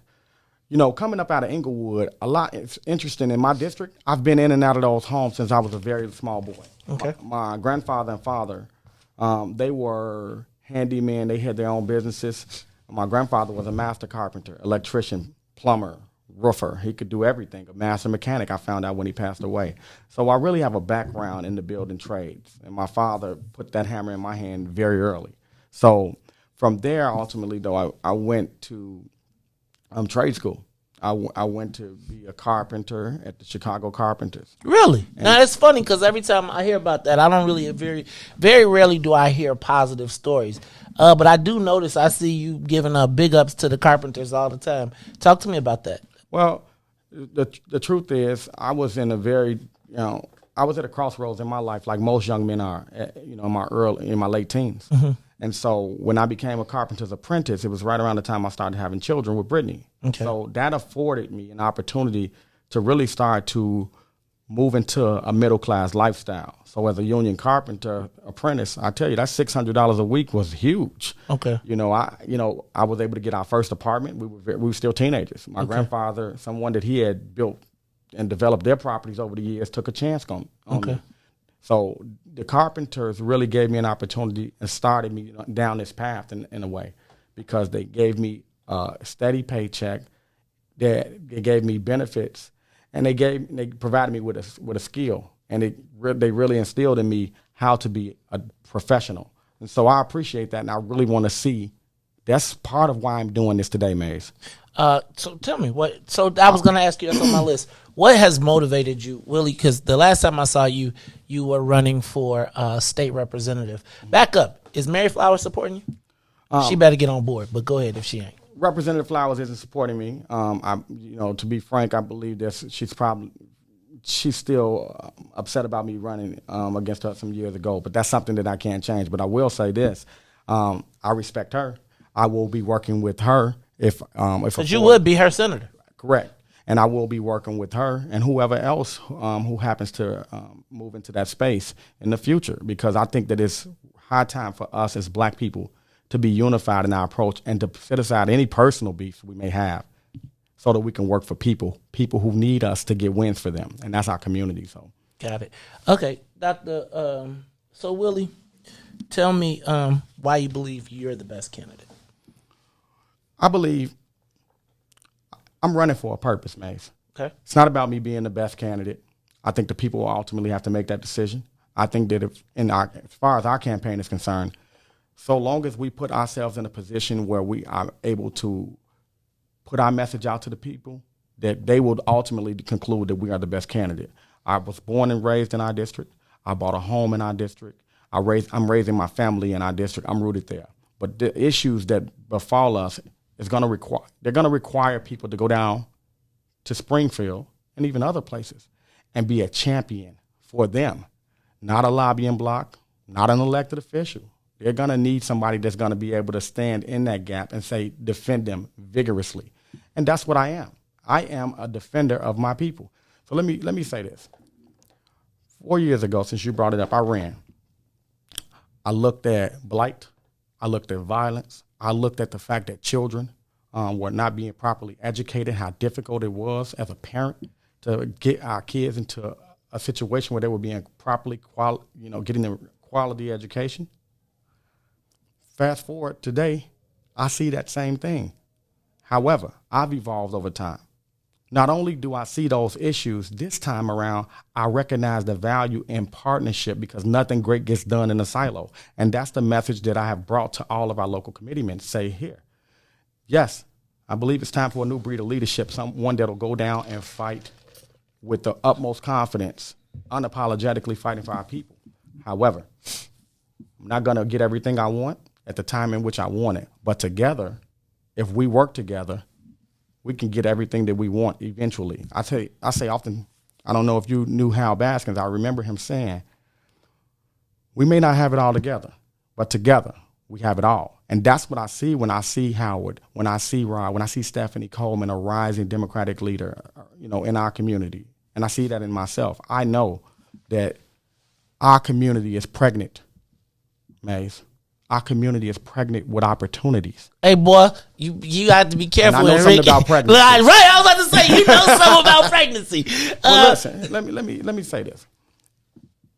Our community, if we nurture it, if we feed it, we can deliver wins for our community. This is an unprecedented time in politics and in government, and it is time for us to bring that young person that is down on 79th Street with no direction an opportunity to be able to do something for himself. That's me. I'm fighting for me, who I was 20 years ago. And it hurts to say that. It starts for me to recognize my own age. But I was in the crossroads in my life. And many people in my community are at crossroads in their lives, be it young or old. Career changes with COVID, a lot of things happening. We can go down and we can fight for jobs, contracts, and opportunities and stop playing games with people and really deliver wins for them. And when we do that, we're going to all bring down this violence together because we're going to bring peace through prosperity. What are your priorities? What, as a state senator, there's limited things that you can actually directly do. Tell me what you think you would actually directly do to impact.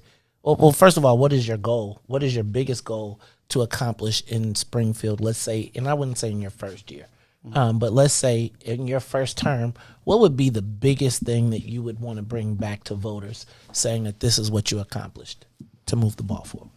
I have to tie it back to what changed my life. Okay. The trades.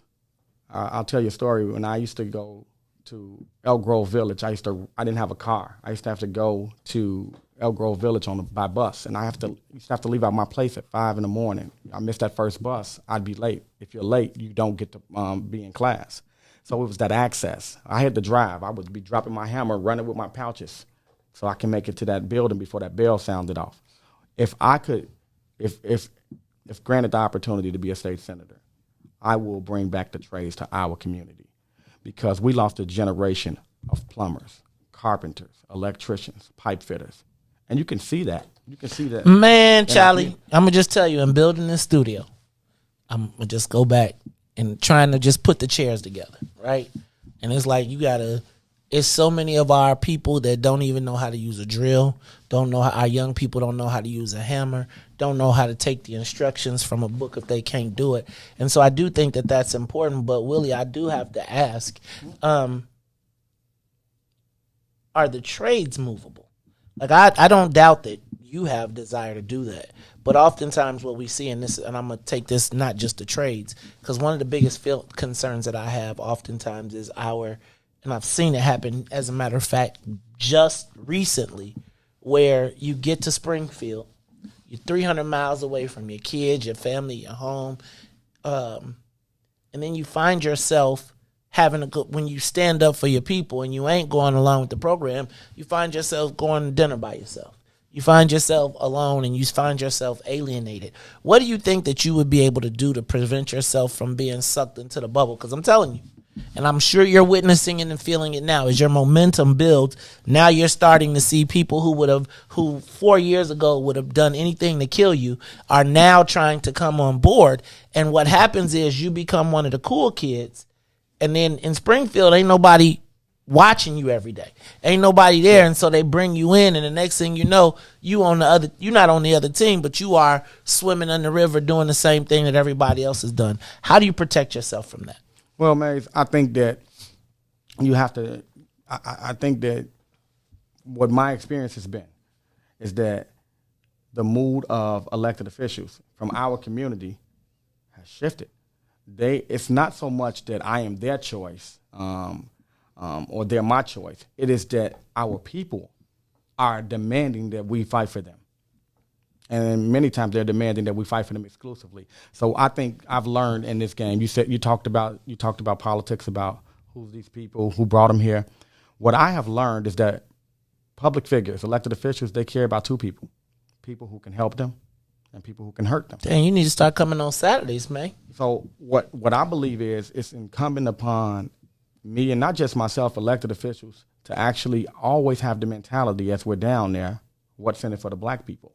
Before you even ask that question, I have to forward that thought, because that is the most salient point that all of our people who vote for us are asking right now. And I think that I won't find myself. I think you're not giving our elected officials enough credit in this instance, and that's funny coming from me, but I think right now they understand how important it is to actually serve black people. And if they don't, I will be providing enough voice and reminding them every day when I'm in Springfield, because it's not about what's good politics right now. It's actually good for black people, because black people are forcing us to make certain that we speak about our issues. People tired of getting killed, Maze. People are tired of watching themselves fall further and further down the economic inches. All right. Economic ladder. Talk to your mic. Stay in your mic. Okay. Let me do this real quick, because we're about to have to wrap this up. I got a couple questions. I want to thank everybody from WBGX 1570 AM who was tuned in. Willie, before they leave, tell them how they can find you. If somebody wants to volunteer for your campaign, if somebody wants to donate, if somebody wants a lawn sign, a window sign, or they just want to figure out how to find out more about Willie Preston, how do they do that? So, electwillie.com. That's a good one. Elect Willie. Is it Willie with a wild IE? Electwillie.com. So that is where I would really strongly encourage everybody who can hear my voice to go to our website and go to electwillie.com. Electwillie.com is where we are getting folks to put in their contacts, and we are reaching out to folks. And it's also where you can give us a few dollars. Willie, first of all, we're going to have you come back. But let me just tell you, I can clearly see the maturity in you as a candidate sitting across the mic in the conversation. So I think you've done a good job, but I'm about to put you in a jam real quick. Okay. First of all, do you support the right of undocumented immigrants to vote in municipal elections? Maeve, in 2020, 5.5 million citizens had their votes denied, were disenfranchised in our country. Thousands upon thousands upon thousands of gallons of blood, sweat, tears were fought in the war by our people to fight to get their rights to vote. What I believe is that we should prioritize making certain that our people have an opportunity to vote. We have people that are in prison that are being disenfranchised. That's what my focus will be. The vote is not something that we just casually give away. It's a cherish. It's something that is so precious, and so it's a gift. And so what I support is a pathway to citizenship for people who want to come in this country. That means pathway to citizenship from our Haitian brothers and sisters, a pathway to citizenship for our Jamaican brothers and sisters, a pathway to citizenship for Africans, for Hispanics, for Mexicans, for Canadians. So once you do get to that, a sensible path, right? And once you get to that citizenship, then you would have earned that precious gift. We have to focus on the people in this country who are being disenfranchised right now. In fact, I support people who are in prison having an opportunity to vote. My priorities have to be on our people right now. And that is to be for our people, is to be proudly for our people. I have family members who are working 12, 15-hour shifts inside prison for 80 cents a day. That's where my focus is going to be. So I want to see everyone in this country participating in our democracy, but I want to make certain that we give a pathway to citizenship. But my focus will be on making certain that we give those who are citizens we defend them vigorously and make certain that their rights are not trampled upon. So now let me just ask, because did good, but I got yes or no. Do you, if the vote came to you and there was a vote on the board as you as state senator for Illinois, do you support the right of undocumented immigrants to vote in municipal elections? Undocumented immigrants. Do you support their right to do that? Yes or no? I support undocumented immigrants, a sensible pathway to citizenship. That's where my focus will be. Okay. Look at Willie. Elect Willie. Look at that. you trying to. I'm gonna let y'all decide that answer, right? I'm gonna let y'all decide if that's a yes or a no. I'm gonna also say we have to be wise enough to recognize who's for us and who's not and what they got to do. But I'm just tell you, man. Let me ask you a question. Would you have any qualms about putting black people first as you practice your legislation? You're joking, right? No, absolutely not. Black people first is the preeminent, dominant voice in our community right now. And that is why I am a part of it. I'm going to be focused. And that's why it goes back to your question about being in Springfield and being lonely. I'm not going to be lonely. We're going to have us a Black People First house in Springfield. So that's probably where I'll stay. Look at.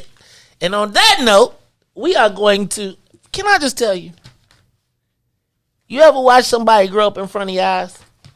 I feel like I watched this brother. Let me get myself back on this camera. I feel like I just watched this brother grow up in front of our eyes. Look, y'all.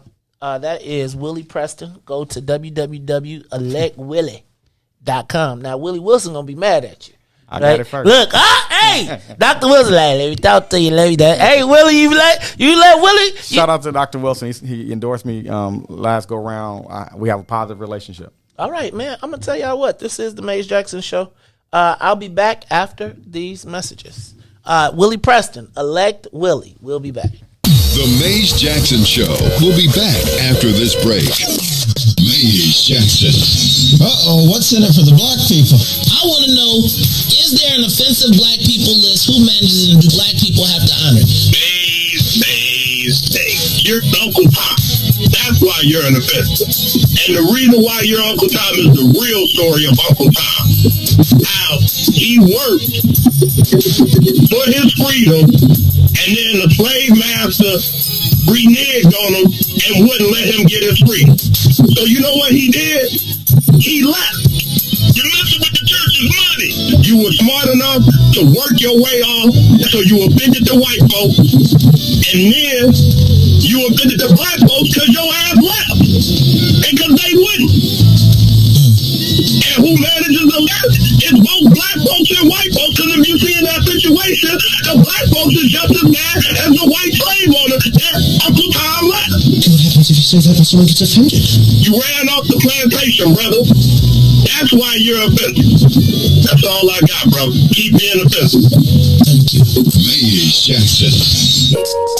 Today, the Biden administration is releasing what it calls a new strategy to fight domestic terrorism. Following a 100-day review, federal officials are now laying out a new plan hoping to deter, detect, and prosecute domestic terror. They went to the Capitol waving their flags and looking for smoke.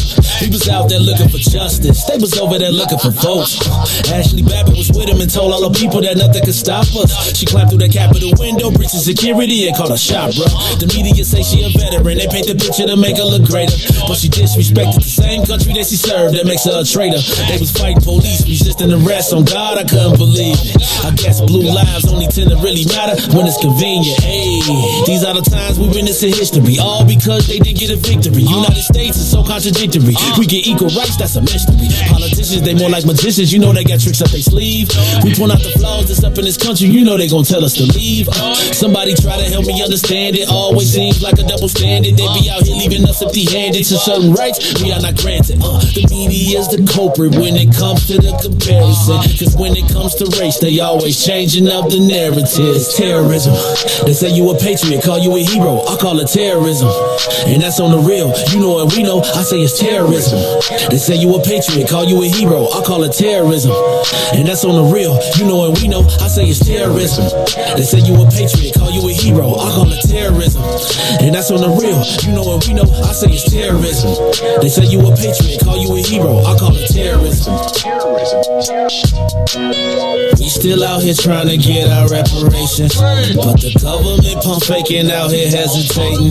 I'm out here trying to keep my peace, so I keep meditating. The media make us look bad, they taint our reputation. Look, it's so sad that COVID causing toe tags. You claim you so patriotic, but you ain't wearing no mask. You out here wildin' with your MAGA flags and showing your ass. You wanna be part of some type of revolution so bad. Look, you talk revolution and constitutional rights, homie. I guess we forgot about back in the days when all of the business was whites only. Yeah. George Floyd got justice. Juneteenth got much respect. They made it a national holiday. Man, it's all good, but cut the check. They giving out all of these vaccines, putting it in you like caffeine. Was it all in the part of the plan? I bet money like DraftKings. It's land of the free, home of the brave. 1776, we wasn't free till 1865, so we wasn't part of that shit. And that there's terrorism. Terrorism. Terrorism. Terrorism. Terrorism. Terrorism. Terrorism. Terrorism. Back to the Maze Jackson Show. You are listening to the most dangerous show in the morning. This is What's in It for the Black People Radio. Maze Jackson. Maze Jackson, the most vociferous advocate for black people in the world.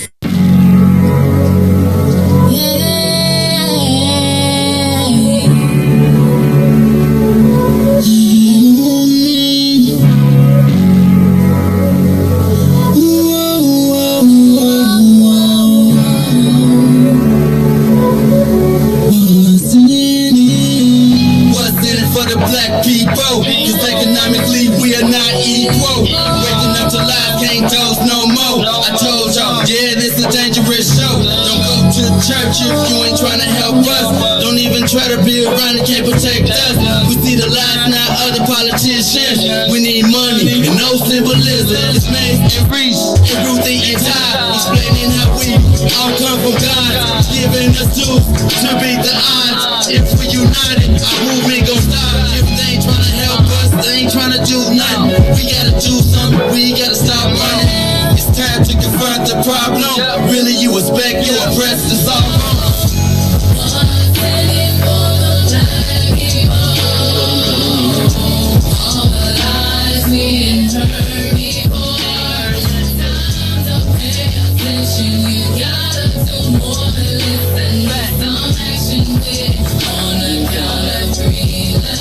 Wake up, Chicago! Wake up, world! This is the Maze Jackson Show. I'm your host, Maze Jackson. My co-host, not my co-host, I got my man DJ Riis the Rule in the building. Live this morning on the Maze Jackson Show. We've been talking about a lot, state politics. We talked about JB Pritzker. Riis, you saw the JB Pritzker tape, right? You saw JB. Here, let me turn it up a little bit more. See, Riis, we ain't even got to do it. Let's stay where we at. We gonna stay where we at. First of all, we got JB Pritzker versus Richard Irvin. We got Willie Preston in the building. I got to tell y'all, I was super impressed with Willie Preston today. He has definitely grown as a candidate. And I think we got to make sure that we are in a position to buttress our people. That brother has a real chance. And now what I feel like is going to happen is if we're not smart and we don't get behind them, once again, you're going to be mad that somebody else claimed him. Now, Willie been a friend of the show, a friend of the family since we've been doing it. And, I know that there's another candidate in the race. We saw that one of the candidates dropped out after turning in bogus signatures. And I think that Willie Preston has the ability to gather the momentum of the black folks. But are we going to be there to support him? And are we going to buttress him, or are we going to allow all the lobbyists and all the people who now see him, who wasn't, what was that Mike, used to be my homie, now they, act like they didn't know me. What's back then they ain't want me, now I'm hot, they all on me. Yep. Talking about that one. Yep. Right? Back then they ain't want me, now I'm hot, they all on me, right? What's the with the white boy with the grills and from Texas? No, you talking about that's that he produced it. Paul Wall produced it. Well, then, yeah, it was like, homie, something done, my homies, now they all on me. Yeah. Used to be now they all on me, right? Yeah. That's Mike Jones. Back then, Mike Jones. On me. Now Back I'm then, hot, they all on me. Yep. Back then, ain't it? Now I'm hot, they all on me. All right, y'all. He got to join the mob, though. You got to say, hey, man, but you see how he beat us to it? See how he beat us to what's in it for the black people? You see how he proactively said black people first? But also not putting him in a position where he cook himself. Look, I want to know what y'all think. And tell me what y'all think about JB. Look, if our choices are JB the liar. Easy. Or Richard the runaway. We don't call him Richard the runaway. Hey! Now you gotta, used to be my homie, now they all on me. Used to be my homie. Right? That's what I'm trying to figure out what y'all saying. So Willie Preston, then we got JB, and we got, is JB losing his juice? Give us a call, 872-259-7474. Tell me what y'all think about the show thus far. Caller, you on the Mace Jackson show. Who is it? Caller? You probably like, I've been holding Nico. on. Nico? Run away. Oh, it's Miko. Yeah. Miko. What's up, Miko? How you feeling? Hey, y'all, Miko having a birthday party on Saturday. Fine, how are you? She having a birthday on Saturday, y'all. Don't tell nobody. It's a party. But don't tell nobody, okay? Don't tell nobody. It's going to be TVs and she going to be eating it. Hey, I heard Avis making the food. I hope she makes some of that lasagna like she did last time. That's all right. We're going to find out. But right now, on the live line, president of What's in It for the Black People, board member for Black Contractors United, it is the one and only Tamiko. What's up, Tamiko? But if I have to tell you again, my birthday is today on the 30th. I didn't say it, yo. You don't gotta tell me again. I said the party, not the birthday. But you know what? My bad though. Happy birthday. I didn't even look at the date today. Hey y'all. Hey Riis, find some birthday. Make sure you give her flowers. Happy birthday to you. Hachu. Happy birthday. Did y'all say hachu? You know what? Happy birthday. Oh, you want happy birthday to you. Happy birthday to you. What you want? Did you just call the man and run away? Hey, man, Runaway Richard. Stop it. Come on, No. That's Riis's boy. Y'all seen him in the Runaway commercial. No. But I'm But I'm gonna need you to quit playing. So don't act like every time they step to us when we go to talking about money, they don't step to us talking about social service, and they think that pretty much that's all we talking about and that's all we looking for. So that's what he mean by handouts. But somebody should have told him how to deliver that message. Who is this? You know. So don't act like. What? See? You right. See, so somebody needs to talk to him. Miko, this the problem, right? This the problem. The problem is that the rich white folks know all the stuff, but they not gonna pay a black person to say it right. So they gonna be like, talk to the and I'm just saying, man, if he got $20 million, if Richard Irvin got $20 million and it ain't no millionaire black people on the campaign, I'm just saying. Right. So I'm saying though, bro man needs to pretty much put some of us on his campaign. Ain't no ifs, ands, and buts about that. And I'm not talking about in them coffee running positions. Let's get that understood. But please, Maze, I'm like Ruthie now. We can't have it both ways. Don't act like we don't be talking like that. We don't act like we don't be talking about that. We don't talk that handout language. We say them same exact words out of our mouths when they come to the table, or even when they chopping it up at the table. And we know when they come speaking to us, they're gonna be talking that social service language, and we not trying to hear that. Because we talking about the contract opportunity language, and we'll pretty much feed our people, because we talking about giving our people jobs and doing the subcontracting and passing our contracts to our people who we know they coming with the social service here. Now come on, tell the truth. So no, I'm not debating that. But Riis, hold on, stay on the line. Don't hang up. It's gonna sound like you're gone. But I need for you to hear this one more again, right? Because language matters, and that's why I played JB. But hold on, you ready, Riis? Let's make sure she hear it. I'm Richard Irvin. When I ran for mayor, Mike Madigan campaigned against me. I beat him. Now Governor Pritzker's afraid that I'll beat him too. There's nothing the left fears more than Republicans who look like me and think like us. Look like me and think like us. Who is me and us, who is he talking to, Miko? Yeah, he's gonna have to define that. Okay. Ain't no pretty much straddling the fence. Miko, that's all I'm saying. Like, here go my thing. Right? Yeah, I agree. They worst night. This is what I don't want to be a part of.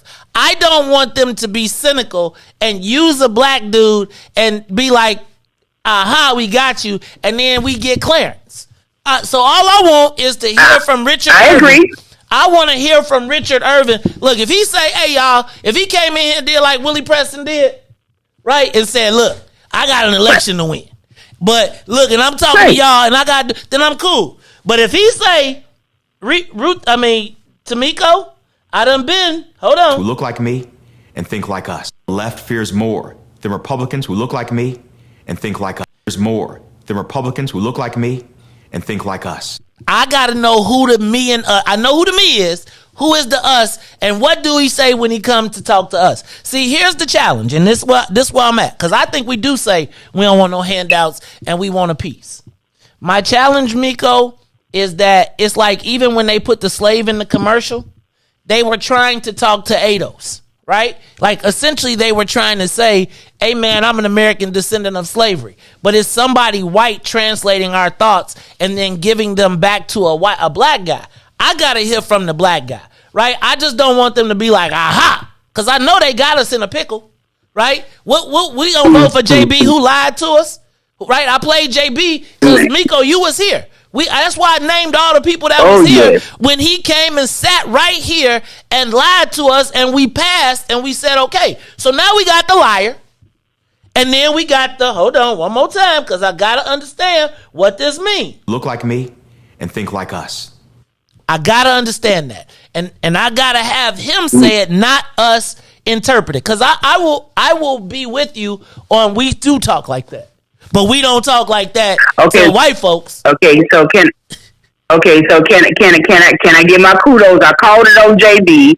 I said that he was gonna do exactly everything that he's doing now, that he done, which was absolutely nothing, and he was a fugazi. He was full of it. But I do understand what you're talking about.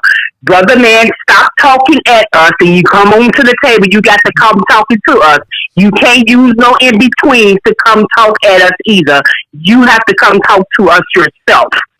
Thank you. Yes, I do agree. And you called it. And you called it. Let me tell you. You, Amina, like actually all of us called it. I must tell you, there was a part of me that wanted to have that for this. Right, I ain't gonna lie, because I wanted a 4-year document. You know, he could have told us anything. But now I feel like, you know how they will ignore us? We gonna be playing that bad boy all over the joint. Like, remember what's in it for the black people?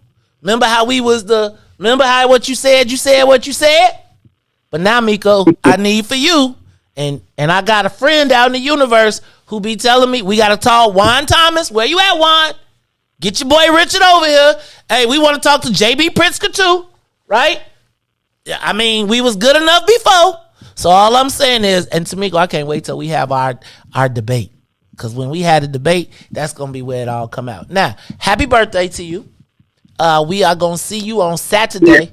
Getting our kick it on. We're going to watch us some basketball. We're going to eat some potato chips and French fries. And we're going to play us some cutthroat spades. We're going to play us some grown folks Jenga, all of that. Y'all know. And I just need to say this. Hey, yo, Ken Griffin. Anybody know Ken Griffin? I'm going to need you to get in touch with me. We got a union fight going on. I'm going to need you to get in touch with me because we need to get some ads out there. Thank you very much, sir. Good day. You all have a good day. Happy birthday, 50th for me, y'all. I make this look good. How old you? 50? 25. 50? I'm 50. Oh, join the club. You a year late. I make this look good. I'm not hiding from it. You a year late. Now you got to do like Tanya and get that gray, right? Like, you know how Tanya be having like the gray with she be like, she got like long gray flowing hair. She be like, my joint. Yeah, she's very great. She's very great. She built the studio. I make this look good. Oh, you do. All right, y'all. It's the Mace Jackson Show. Look, that was Tamiko Ho. Let's take the next call. Call you on the Hold on, Riis. I got to play it one more time, though, because it really do sound really funny to me. You took it off, huh? Oh, See, yeah. you don't want to. Nah, Reese, keep it. We gonna be playing that. You got to tell me what that means. Family. He meant he was talking about, you know, that look like him, black, and think like us, you know, like-minded people that think the same thing that he think of. At that point, it isn't a color, you know, thing like. All right, because all lives matter. He had all lives do matter, but you know, and all lives don't matter. Do all lives matter? Okay, so now are you prejudiced? So now like I am prejudiced. So like I am only prejudiced. Black lives matter.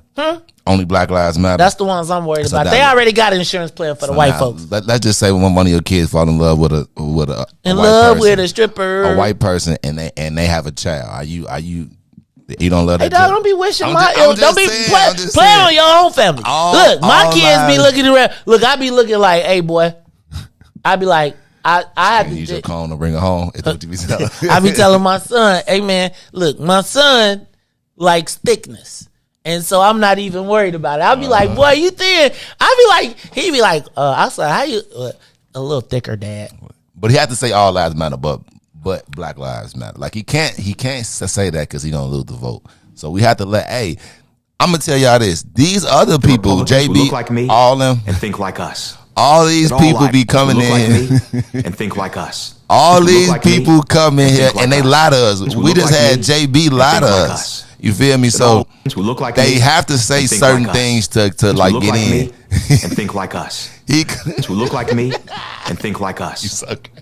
Who look like me and think like us. He has to light skin, man. He light skin too. He light skin. He brown skin. Look like me. That's light skin. And think like us. Who look like me. He has to say things. Think like us. He has to say all lives matter to get the vote. Now, it's not what he says. It's actually, you know what I'm saying? And we learned this from being in Greek. It's, you know what I'm saying? It's not what you do to Governor get in Prisker's there. afraid that I'll beat him. It's what you do when you get in there. There's nothing you know the what I'm left saying? fears more than Republicans who look like me. Now Governor Prisker's afraid that I beat him. Now Governor Prisker's afraid that I'll beat him too. I mean, all lives matter. There's nothing the left fears more than Republicans who look like me and think like us. That all lives matter. That all lives matter. That all lives matter. All lives all vote. Lives matter. He has to say that. Y'all have to understand that. You never ask which one first. So now he can say all lives matter, but then you can say which one's first. You're going to say black, of course. See, that's a difference. That's a selling one. Defended, not that's defunded. 50-50. Like, all lives come matter. on now. It's the police, man. That all lives matter. That all lives matter. All lives matter. All lives matter. All lives matter, but black people first. That's what he has. All lives do matter, but black people are first. You know, so he can't. Come on, bro. He cannot say that. And y'all have to. I know y'all want him to say it. He cannot say that and win. Okay, we sitting here. We got between. Look, JB gonna keep lying to us. You know, so I'm telling you, he has to get the vote. It's not what he does and what he's saying now. Is what he does when he gets in there. We didn't vote for all these people that gave us promises and did nothing. You know, so are we going to keep doing that or just put somebody in there and get him a try? Like he cannot say black this, black that. Come on, y'all. If we really thinking politically, he cannot, and you know that, Maze. You know that. That's why when folks come in here, sit in the chair, you explain them, hey, listen, Republicans who look at like 8 o'clock, and think like us. I'm gonna go crazy, and I don't want you in here like because it might look bad on you. The reason why you saying that is because you know that we can be black 24/7. It's a certain time they had to turn that switch off and turn that switch on. So that's him turn that switch off, and right after he probably was like, "Nick, please," you know what I'm saying? He probably right after that he probably like is a whole different person. But on camera, on this, we see it. He has to say that. He has to say that to the get Republicans all who look like me, and think like like us. All lives matter. Keep going. Think like us. Look like me and think like us. Look like me. What's next? All lives matter. It's the Mace Jackson Show. Look like me and think like us. Hey, this is a caller. Caller, what's up? It's the Mace Jackson Show. JV or Richard Irvin? I mean, one gonna lie to us and one gonna tell us. What's up? It's the Mace Jackson Show. What'd you say, caller? Good morning.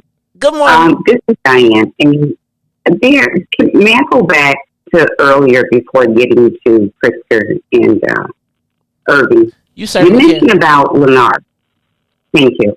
You mentioned about Leonard, the young guy who was jumped on over in Bridgeport. At the time that young man was jumped on, I worked for a company, a restaurant with a Benny. I was a manager in that restaurant. In fact, I was the only black manager in there, and I knew why I was there. I remember when one of the young men that jumped on him came into the restaurant. That boy was so smug, and his daddy did have a lot of power. Now, when he came in there, he actually came in there and he was getting ready to boast about what he did. I was working that day, and he looked over and he saw me. A lot of people did not know that there was a black person that worked in this thing, and he stopped. But I do remember that Sam and Frank, who were the owners at that time, apparently talked to that boy's father, but they did not let him come back in the restaurant because I was there. But that young man came in with such a smug attitude, I will never forget it, about what they did to this young black boy. And he was 11, and that was like 19, 20. Yeah. And this was a little kid. So moving on up to Irving and Pritzker. I do know who I will not vote for, and that would be Pritzker.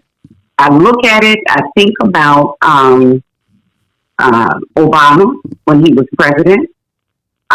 We voted for him at first because, we got a black man in, something can get done, and this, that, and the other. Ran 2 terms, won both terms.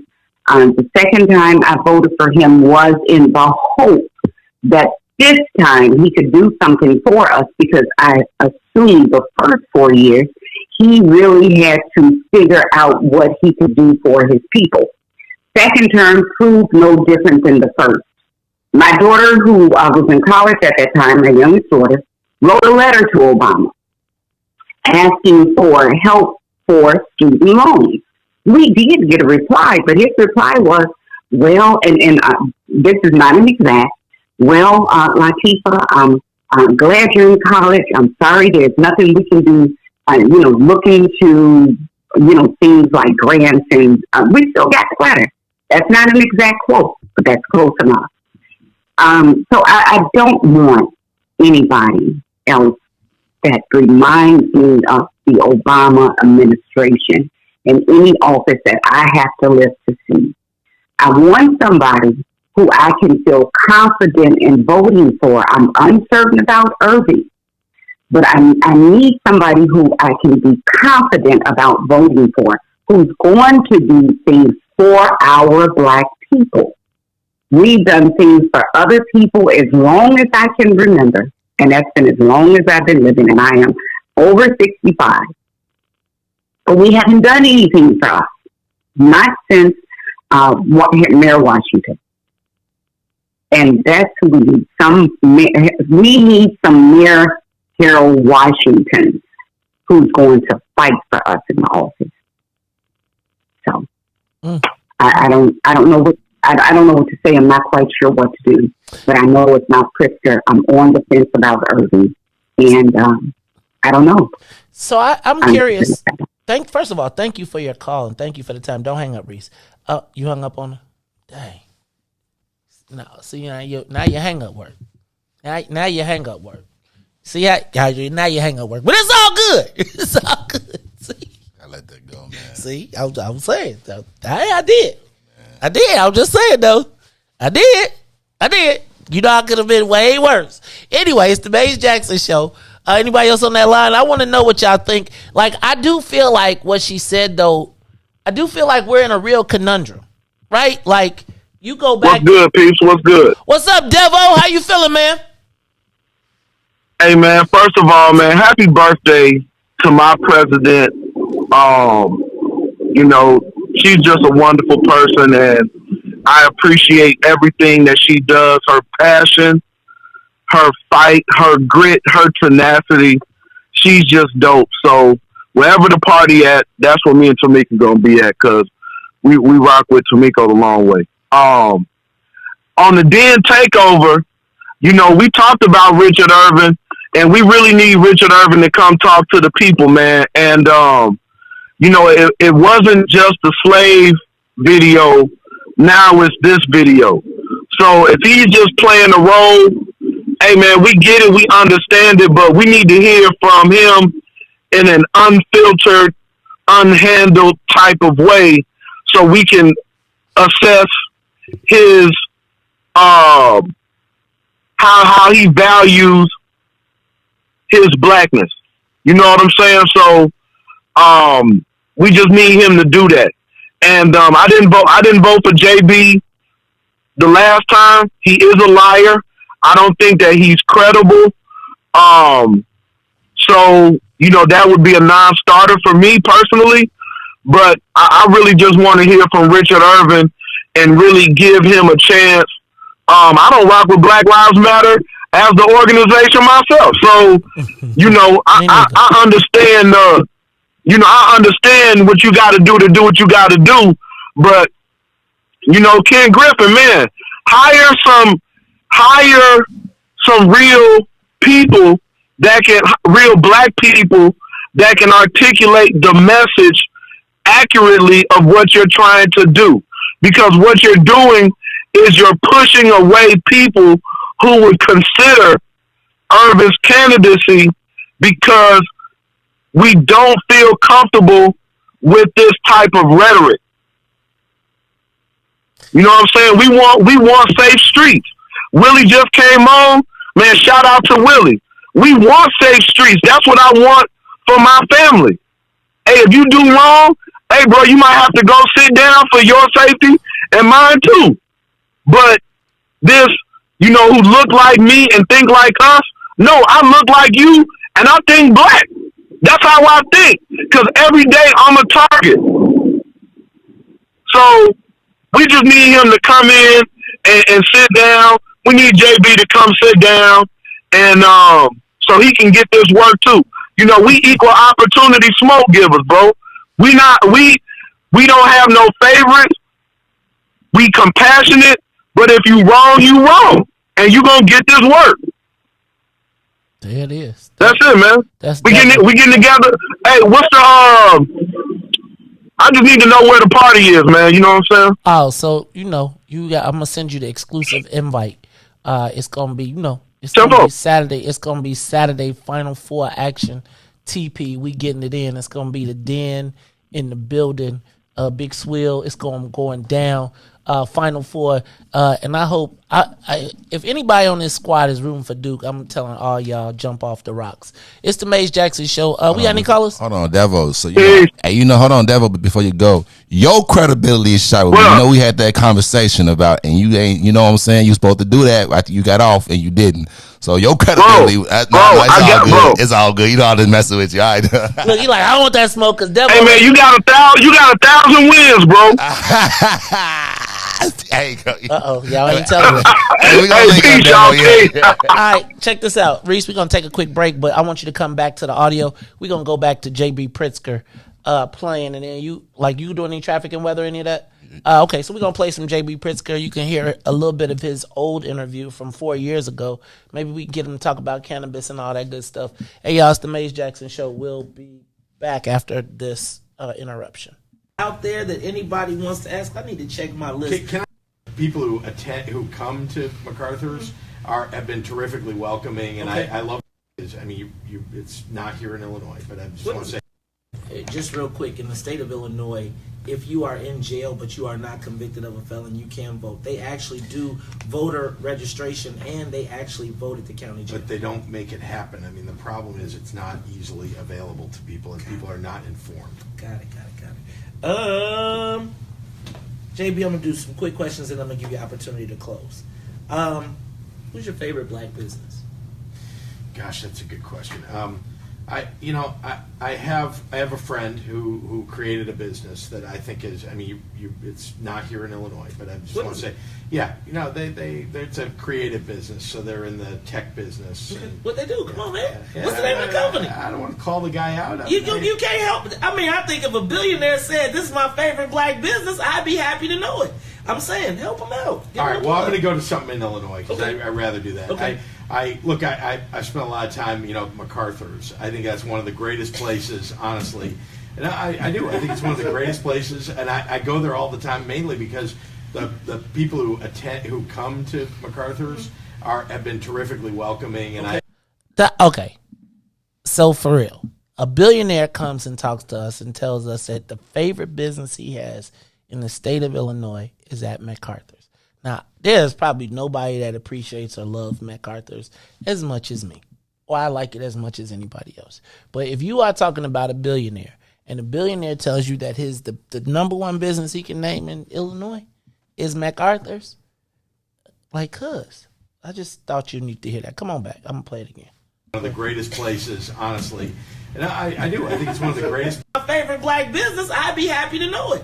I'm saying, help them out. All right, well, I'm going to go to something in Illinois because I'd rather do that. Okay. I spent a lot of time, at MacArthur's. I think that's one of the greatest places, honestly. And I do. I think it's one of the greatest places, and I go there all the time, mainly because the people who come to MacArthur's have been terrifically welcoming, and I love the food there too. I helped make that MacArthur's, right? You did? I took that MacArthur's on Check Please, and when I put it on Is that Check right? Please, it was a little got shack, hot. Yeah. and the mayor and everybody came, and then it moved across the street. That used to be a record store, and Mac now every time he sees me, he's like, "Thank God for Check Please and Mays Jackson." So it's good. I like that. And Vanessa's my favorite black artist. You mean performing artist, or what do you mean? You give me one. Either one. Okay, well, I hate to say it, Denzel. I've been a big fan of Denzel. Okay, that's a good one. That's a good one. But King Kong ain't got nothing on me. I only say I hate it because he's in a generation above where I would say most people who are going to end up voting are. So this is a guy who's now how old is Denzel now? 60 something. He looks like he's 40, but black don't crack, man. Black don't crack. We tell him all the time. JB, what is your proudest business accomplishment and your proudest personal accomplishment? Gosh, my proudest personal accomplishment is no doubt about it, my children. I've been very fortunate that my wife, who is terrific, has been a great mom, and I think I've been a pretty good dad. My kids really do carry the values of our faith and the values of my parents with them. So I'm very proud of that as a personal accomplishment. And a business accomplishment is, founding 1871. It really wasn't, it's not a business. I don't make money out of it. It's a nonprofit. But it's created thousands and thousands of jobs, and so many people have been able to, leave their big businesses and go start something in the state. Can you get a brother a hookup at 1871? I've been trying to get in. They just won't let me in. Come on. What do you mean? Man, brother, it's hard for a brother. Look, I couldn't get in. Still can't get in. I know all this technology. Yeah, you don't need to say you can walk in. You really can. Yeah. Okay. Yeah. You know what? I've been a little nervous about that. I'm going to have to go ahead. You should. For all of our Muhammads, right? Because I got a big, big Nation of Islam crew, right? Minister Farrakhan. Look how cold I am. I am. Icon in the black community. I was just on Joe Walsh's show yesterday, and Joe Walsh tried to force me into a box and tried to get me to deny Minister Farrakhan. Look at me, boy. But I believe that he is, for most black people, the last free black man in America. Listen to him. And I think he has a tremendous amount of respect from the black community, whether you agree with everything that he says or not. As the governor of the state of Illinois, would you talk with Minister Farrakhan about solutions in the black community? I'll talk with anybody. I will. I look, there are things that have been said that I think are abhorrent, frankly. But I will talk with anybody. I don't think people, deserve to be,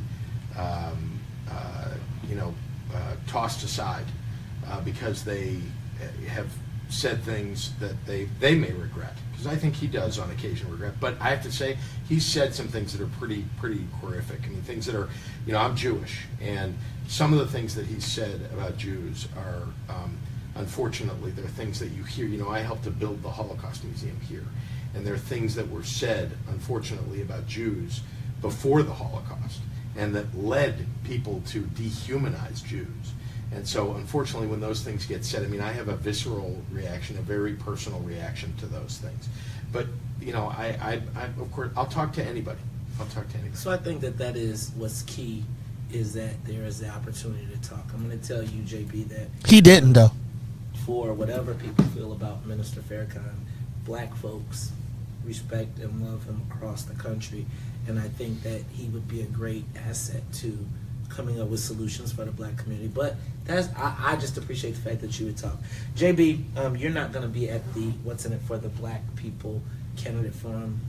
First of all, at the What's in It for the Black People Forum.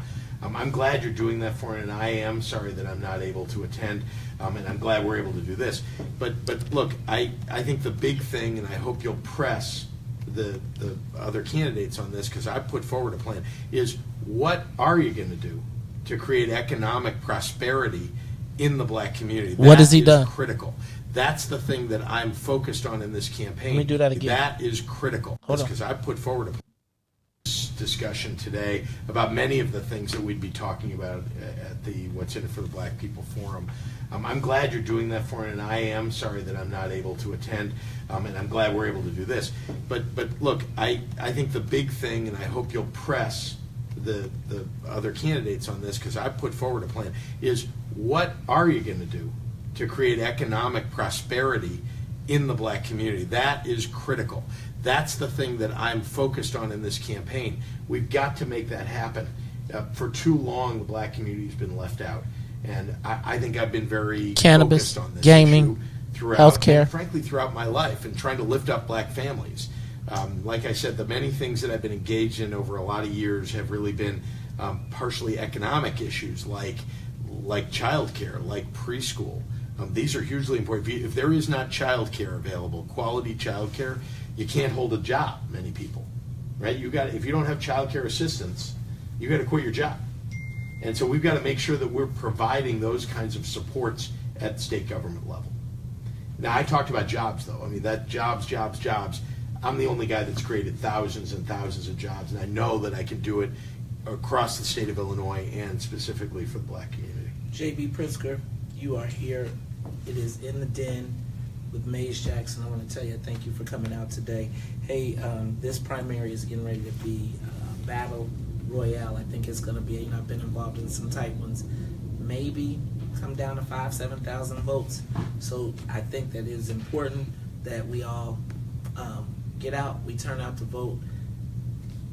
Guys, we got some decisions to make. We got to be not emotional, but transactional.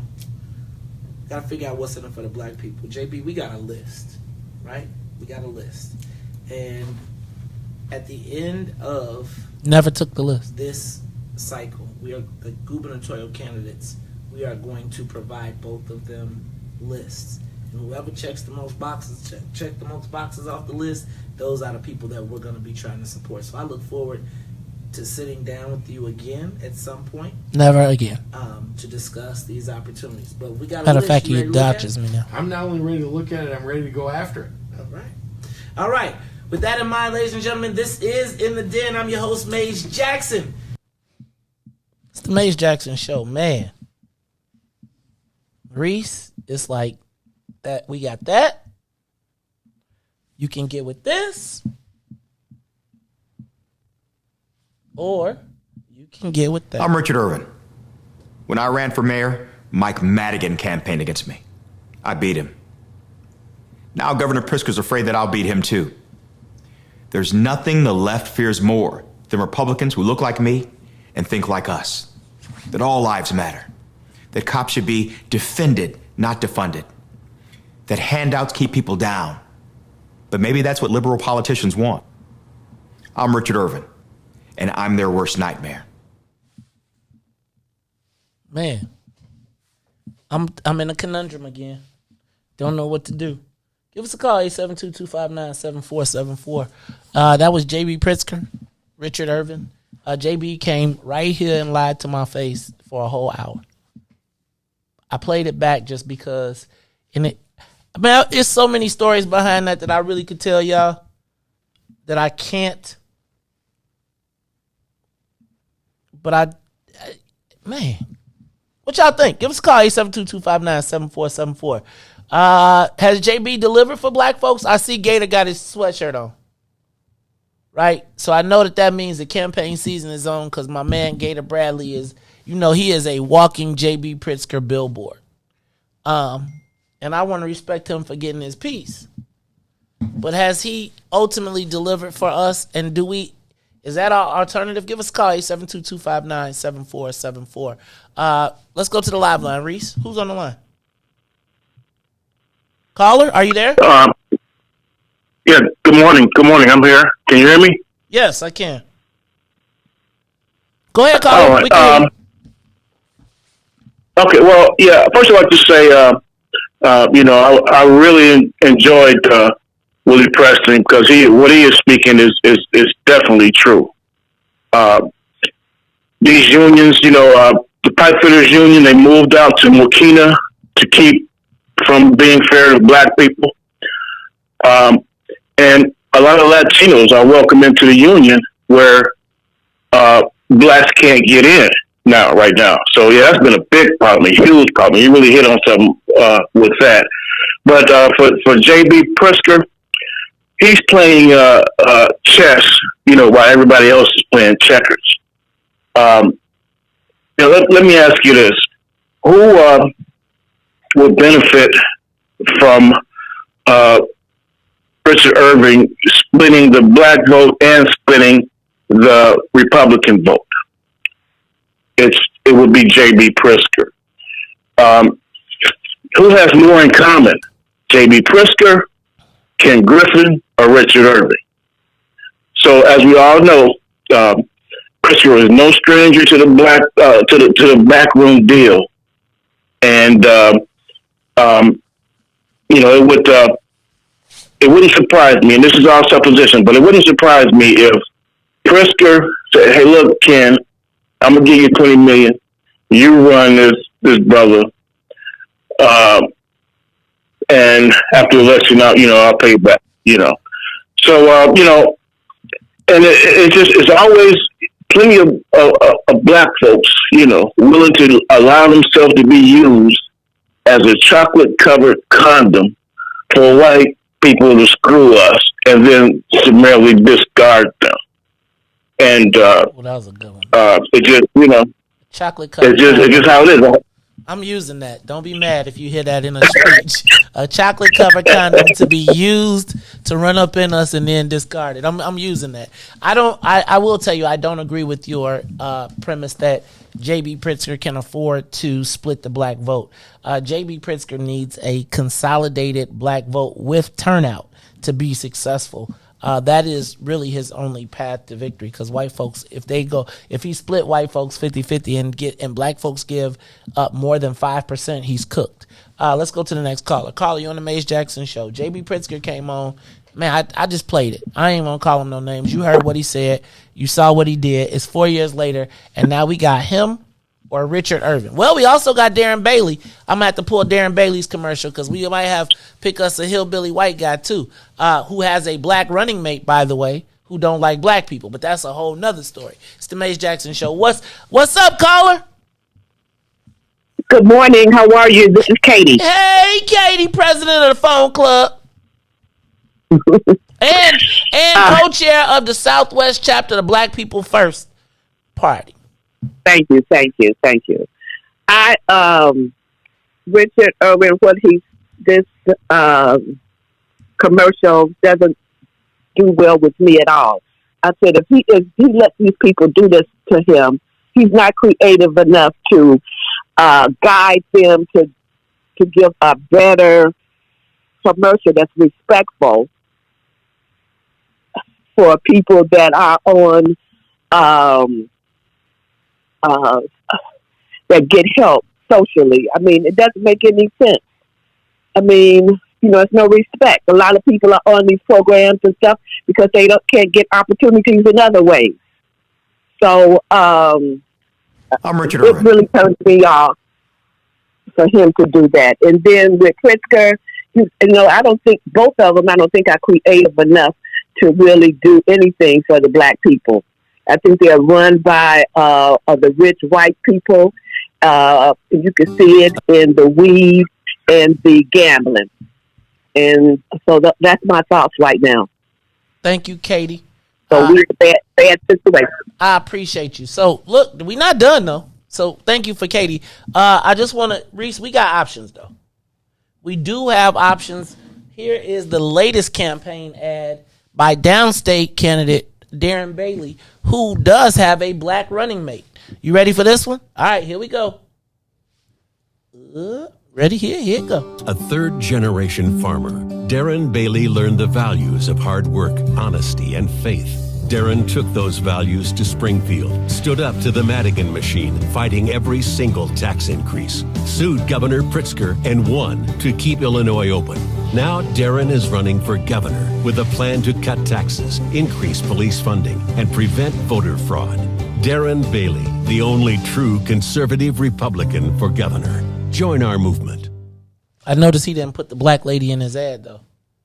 Like, she didn't even make no cut. He's running for downstate. So everybody got this cynical idea throwing somebody black in the race, knows that it's going to... The deal is the cut to compromise black people. Give us a call, 872-259-7474. I do think it's kind of crazy that he don't have his running mate in the commercial. Riis? My man Pookie, yeah, man. Pookie's supposed to be setting that meet and greet up. Pookie got slapped. Oh, Pookie got slapped on national TV. He ain't coming out for a minute. Oh no, I'm talking. Ain't that that Pookie? No, yeah. But no, I think it is a conversation that we need to sit down with Richard Irvin. But Richard got to be like, y'all know I'm doing. He can't. You can't say that. Reis. Then he need to come. He need to say turn off the camera. He need to have a community. He need to say turn off the camera. The camera's on in this mug. Then he give me the shake. Right? You know, like, you know how you go? Yeah, we good. Right. Then you come on here and be like, look, I turn off the camera. Nah, we good. Right? But, you know, if he don't walk in the door and, like, do Richard Irvin, when he be doing them speeches, does he give the brother nod to the black people in the audience like, y'all know I'm up here with these. Y'all know, don't mess with me on my job. Y'all know I'm up here with these white people. Right. Y'all know, don't come up. Y'all know I'm up here with these white people. Don't come up here acting. Once I get in, man, y'all seen it. Man, y'all seen the Oscar. I mean, have we seen him at a barbecue? Have we seen him at, like, is he one of the dudes that come to the barbecue, you know, that wear the press shorts with the driving shoes with no socks? Because if he that dude, Riis, is he the dude that wears the shorts with the long sleeve shirt with the no socks and the driver shoes? Right? Riis, I gotta know. Because, I mean... Riis, Riis, when somebody tell you, look like Riis. I'm Richard Irvin. Riis. 2. The man said. The Republicans who look like me and think like us. The Republicans who look like me and think like us. The Republicans who look like me and think like us. So I ain't mad because I just want to know, what do JB? JB is like, I'm the Jewish guy and I think like the Jewish people who think like us. Take it from the black people. Riis, does anybody here understand my conundrum? Is this a conundrum or no? Or should this just be simple? I do, but I also feel like a man that's really good with politics know that those are the things that you have to say. You know, I like that's what I really think that he has to really we have to meet him. Like, you got to really meet someone. Didn't they tell us this about Obama though? About what? Hey man, don't let Obama. We gotta protect him. We gotta get him to the spot because the white people. He can't act like he know nobody black. But like, you know what? Sometimes maybe Obama didn't do as much as black people think that he should have did in office. But what he did was he created an opportunity. You on the Jamal program? No, I'm just saying. He provided hope. I mean, he did. He provided inspiration. Let you know that anything is possible. Not no more. He's like, I'm the last Negro. He's the last black president. I remember growing up and we used to laugh like, he'll never be a black president. You know, I still don't know that we had it. We did just. He was an African American. Maybe he didn't do what he thought. You know, I guess black people want you to paint the black house white, throw a party with, you know. How about no? We want give me what? Tell me, give me your one Obama significant accomplishment besides you now believe that you could be the president, and now it ain't gonna never be no black president. Obama made sure he was the first and last black president. I don't think that, man. You know, he tried to do. And he gray, and he was gray. Yeah, he tried to do the. That helped Riis. That's everybody. What he do for black people? We got some. A lot of black people got health care. They still don't. That's crazy. Like sometimes we be ungrateful for the small things. You know, ain't nobody else came in and gave us health care, man. And you don't know how many times something happened to my old man. And he been working the same job all these years, and they don't even have no insurance. But you know, the little Obama thing ended up saving him. So it's the small things sometimes that we don't look at. Maybe he couldn't do it. Everybody got that, Riis. Right. What was ours? Man, I don't know. We probably didn't get something personally, but that's what I'm trying to explain. The world that y'all think that we live in and think that you're going to get something exclusively for black people, like what they going to do is they going to do like a like how they do in college, like a minority and things like that. That black first and all that, publicly say it loud on black, that is no more today. You're not gonna win like that. I promise you, you're not gonna win coming on stage talking about, well, when I get in here, I'm gonna do black this, black that. You have to play. Now when you get in and make a difference, but they can't give me an example of when that's happened. JB just straight up here told us, I am Jewish. I hate y'all hero. It don't work like that for us though. So he could come to us and tell us, but we can't tell them. You see why I be having give us a call, 872-259-7474. I don't need to be brought up the code. I'm trying to tell y'all don't even want y'all still lucking that 1990s code. It's changed, man. It's 2022. You got to move a little differently, and but you just got to actually talk to the man, like come to the man, like I mean, but you know that black white people, when you get, I'm just telling you, Riis, you know when the white folks say, stay away from the black people. I'm telling you, just how it went at U of I. The football players, basketball players got to campus straight from the hood. They took them straight over to the dorm, put them in a room full of white girls, and said, "Stay away from them Negroes and don't be, because them Negroes will get you in trouble. You on a path." Look, the white people are saying right now, Riis, and I heard it from Democrats all the time. What are the black people gonna do? Any minute that you're spending your time on an undecided voter is a waste of time. So what are the black people going to do? They going to either vote for you or they not. But really for the Republicans, it's as much as, you heard, I can't remember the lady who hung up. I think it was Diane. But Diane, I believe, said she know what she ain't going to do. And that's not vote for JB. And that's really what they count on. Right? Because if 1 in 10 people says they're just not voting black, that cuts it. That's 10% of his vote, right? Which takes him out. They don't need you to vote for Richard Irvin. They just need you to not vote for JB Pritzker, right? And therein is the conundrum, because my biggest fear, and I'm going to tell you this, Riis, I was there during the Rauner thing when everybody thought that if they jumped ship or if they did whatever, that he was going to look out for them. Them white boys looked at y'all like, man, what y'all niggas doing over here? They're like, we'll give you some money, but stay away. We'll give you money just to not come in our house. And so I know everybody's reaching out and screaming out, but I think if we're going to do that, then we have to have a plan of separation, not segregation. Like, we have to separate on our own terms, not the white folks dictate it.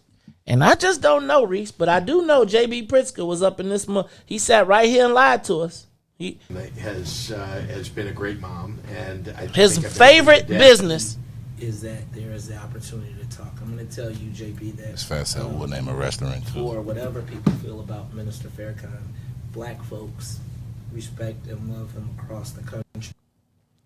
Here in the state of Illinois, so it's black and brown. We are talking South suburbs, Southland. We are coming to you. We know that's what a black 11 to 12, right.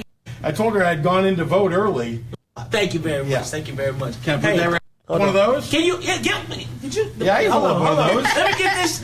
Hey, bro, you gonna get fired. I gotta get the shameless plug. Can I get a shameless plug, There JB? it is, shameless plug. Well, I actually saw your wife this morning. Okay. And I told her I'd gone in to vote early, and that, well, I don't know if I should reveal. Man, you better reveal. I'm not getting involved in Democratic primaries. Let me start with that. But let me just say, I like your wife an awful lot. Thank you very much. Thank you very much. Can I put that right here? Let's see. You can put that shameless right there. plug throughout the show, right there. There it is. All right. Uh-oh. You know what? We got plenty of shots of Carrie here. So before we get started, hey JB, first of all, I want to say thank you for taking Illinoisans, and if there were things and opportunities that you wanted to tell them today. Conversation, we talking straight black, so I'm letting you know, the people of color, the black and brown. We are talking today about issues that impact the black community. Now, I know you are a gubernatorial candidate, so you got to be the governor of the whole state, but let's just pretend today you are having a conversation with black Illinoisans, and if there were things and opportunities that you wanted to tell them, then I want you to use this opportunity today. But before we get started, we got some ground rules, right? We got some ground rules. So y'all, you know how we do on the WVON morning show.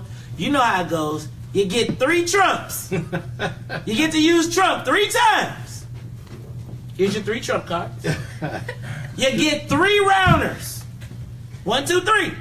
3 rounders. Trump and Bruce Rauner. And I think people ought to be excited, in particular, a candidate who's actually all about creating that economic. Come on, man. Let's get the 800-pound elephant out the room. You were caught on a tape.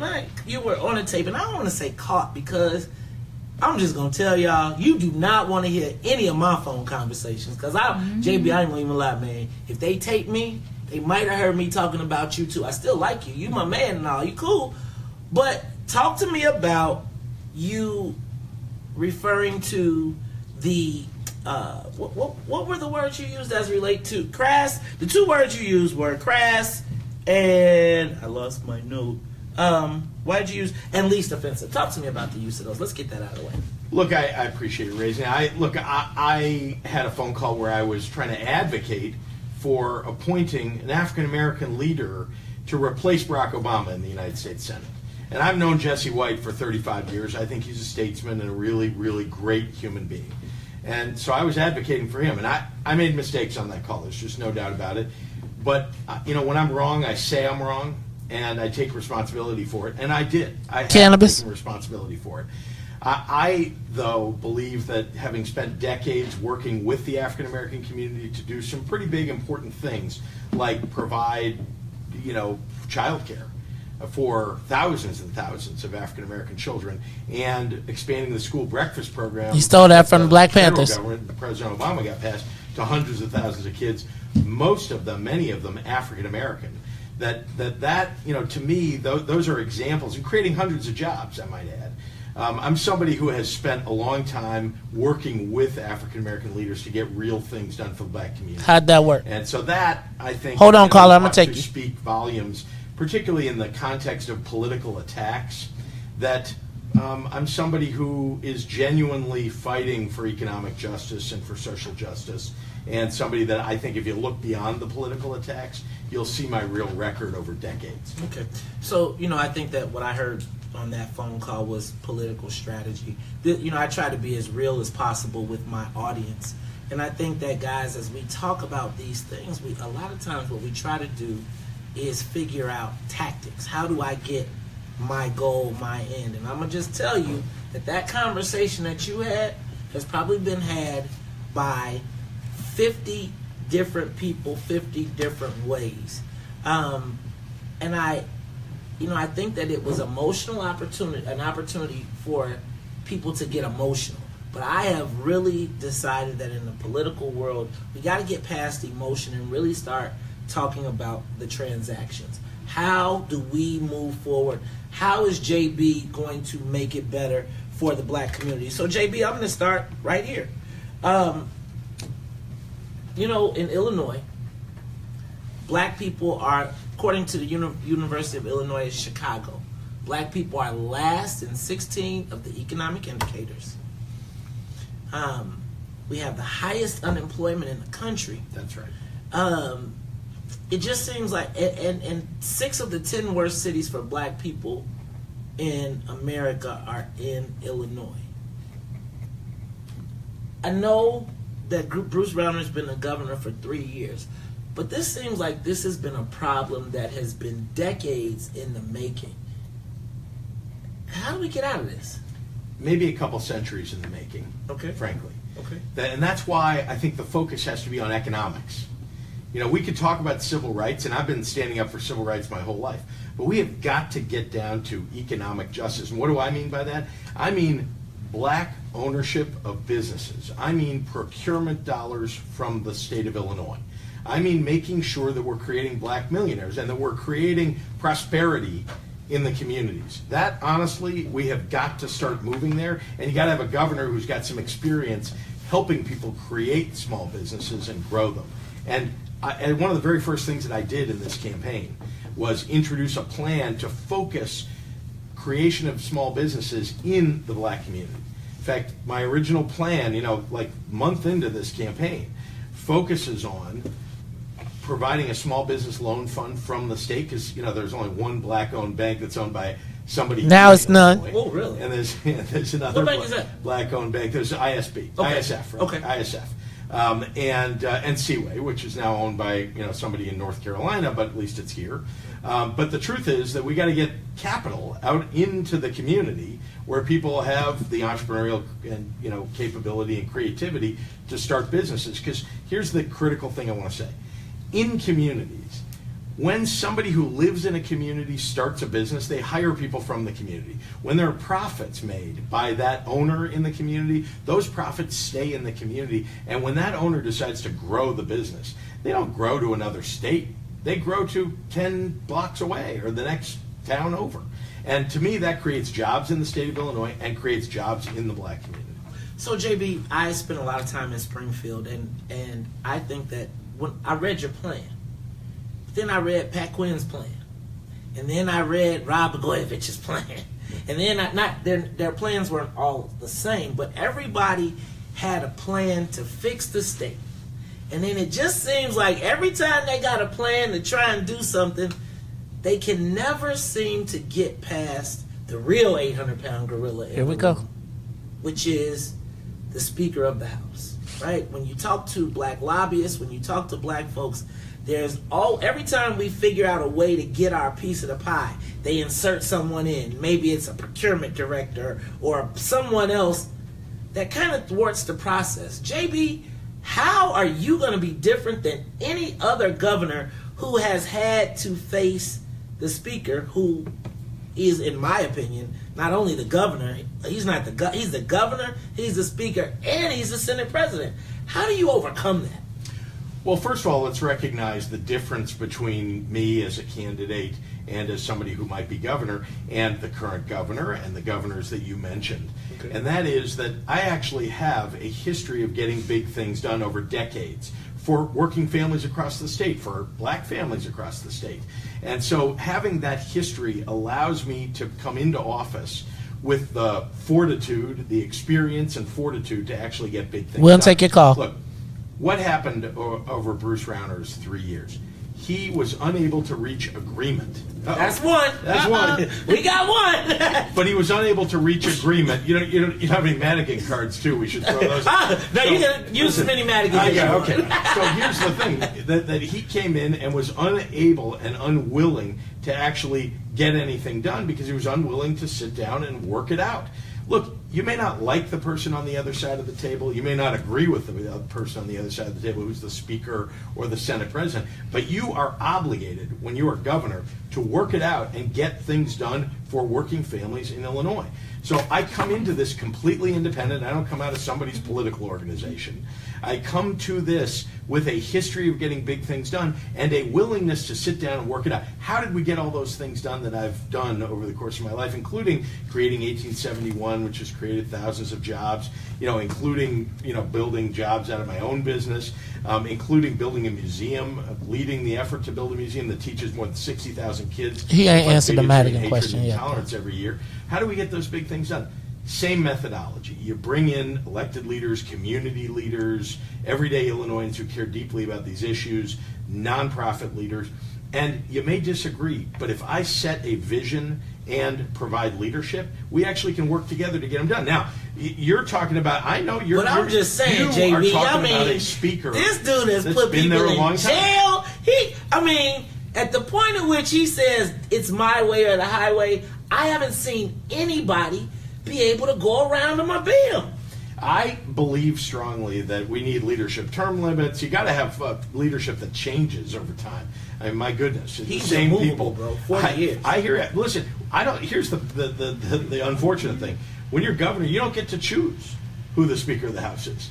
When you become governor, you don't get to choose. You don't get to choose who the Senate President is either. Whoever they are, and they could be Republicans at some point, right? Whoever they are, you have got to sit down with them and work it out. But they tell us That we is your can't. job. So that's just the fact. Whether you like the people there or don't like the people, whether you agree or disagree, you've got to sit down and work it out. Now, there are things that I will agree with some of them on and things that I will disagree on. But you will know by virtue of the issues that I'm running and what it is that I care deeply about. Now, you talked about, things don't get done. Look, I've been very intentional in this campaign. That was JB. I'm gonna post that video. You can watch the rest of the interview. It's the Mace Jackson Show. I just think we're in a conundrum. I want to take the calls. Riis said he ain't in a conundrum. He said, man, dude just straight, I ain't going to lie to you. BP1. Man. All I'm going to do is go on that BP1. And nothing, you ain't got to know it. Just know it. The whole day I'm going to tell you, Richard Irvin, I'm not voting for JB. He a Jew. He don't got anything that he doesn't, he Jewish, or whatever you want me to say. He doesn't know. He doesn't understand me. He hasn't been where I've been. I understand that they went through something. We went through 400 years, though. It's nothing that he can understand from me. He lied to me. This interview, we got how much more money did we get from that interview? How much money did black people get from that interview? He said that he's going to do all this fine job, do all that. How much money did we Ask get? MacArthur's. He looks like that's where he eats. Like all the money right He now. don't get the baked chicken. No, he do not get the baked. Fried with smothered too. Okay, that's two. And then you talking about, and then somebody else said vote a third party. That's the hillbilly, right? You know what I'm saying? so that's what you want me to choose from. We gonna really Jesus, y'all listen to yourself. We gonna really, it's really a debate here. It's really a debate here. So we got a hillbilly, or we got JB. You know what I'm saying? A hillbilly or JB. Or we got Richard Irvin. No, man. I'm tired of you blasting my man. Of all the African Americans, I'm tired of you blasting my man. Like qualified and people and vetted. This is who we gonna vote for, yeah. Oh, that's a pretty good pick. The one that is least offensive and maybe gets you the most because it gets you that Secretary of State appointment. Is looking for all you least offensive Negroes to come and push that button for him. Hold on, because you still got this working. Make sure this working, because don't. Hold on, wait. Let me go back there. And while we doing that, let's go to the live line real quick. I know we're going over, but I do want to get this because Riis over here making me go Google.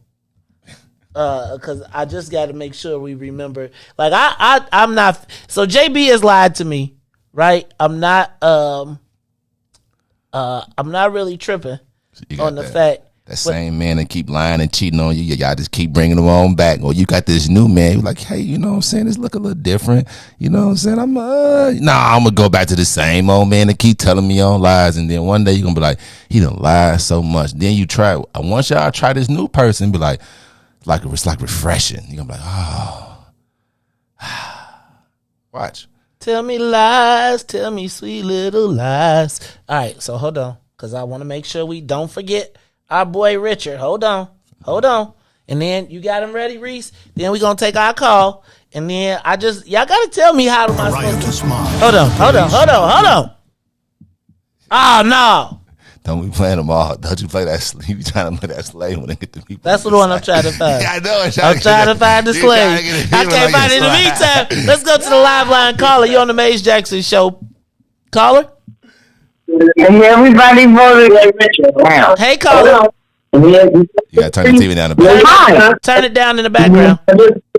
Okay, I'm gonna turn it down right now. Me and my honey having an argument about who we gonna vote for. Okay, let's turn it down.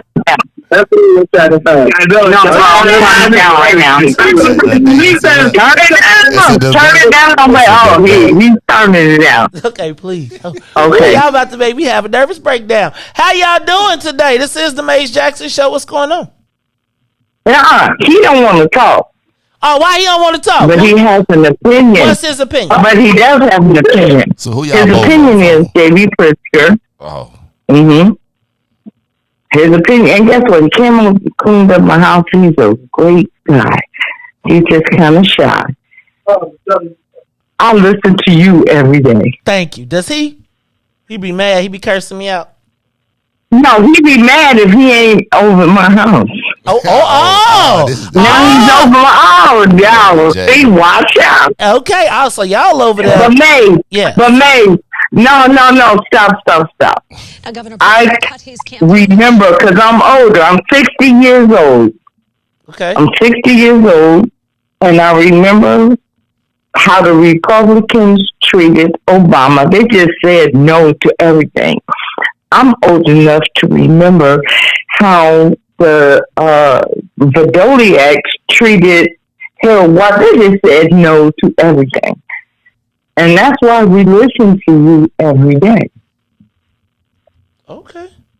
I'm glad you remember. I guess. What you gonna do? I don't know what I'm gonna do. Maze, how you going? I don't know what I'm gonna do either. But at the same time, I think how they treat black men in politics has to be brought out. And that's what Maze does. He just brings it out. This is how it goes. So I'm gonna tell you, I appreciate you. So what did he say?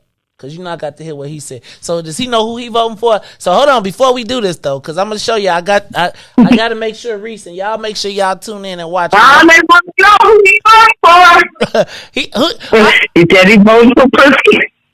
He going for Pritzker. Okay, I got you. I understand. I know everybody's in a conundrum. Thank you for calling. If we got any other callers, go ahead. I'm about to play Riis's favorite commercial though.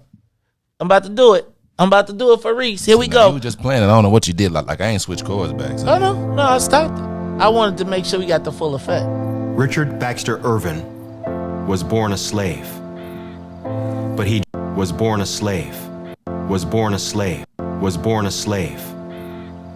But he dreamed of being free. Eventually, he lived that dream, following it to the land of the man who made it possible. He found opportunity here as a Mason, helping build his community brick by brick. Some are still here.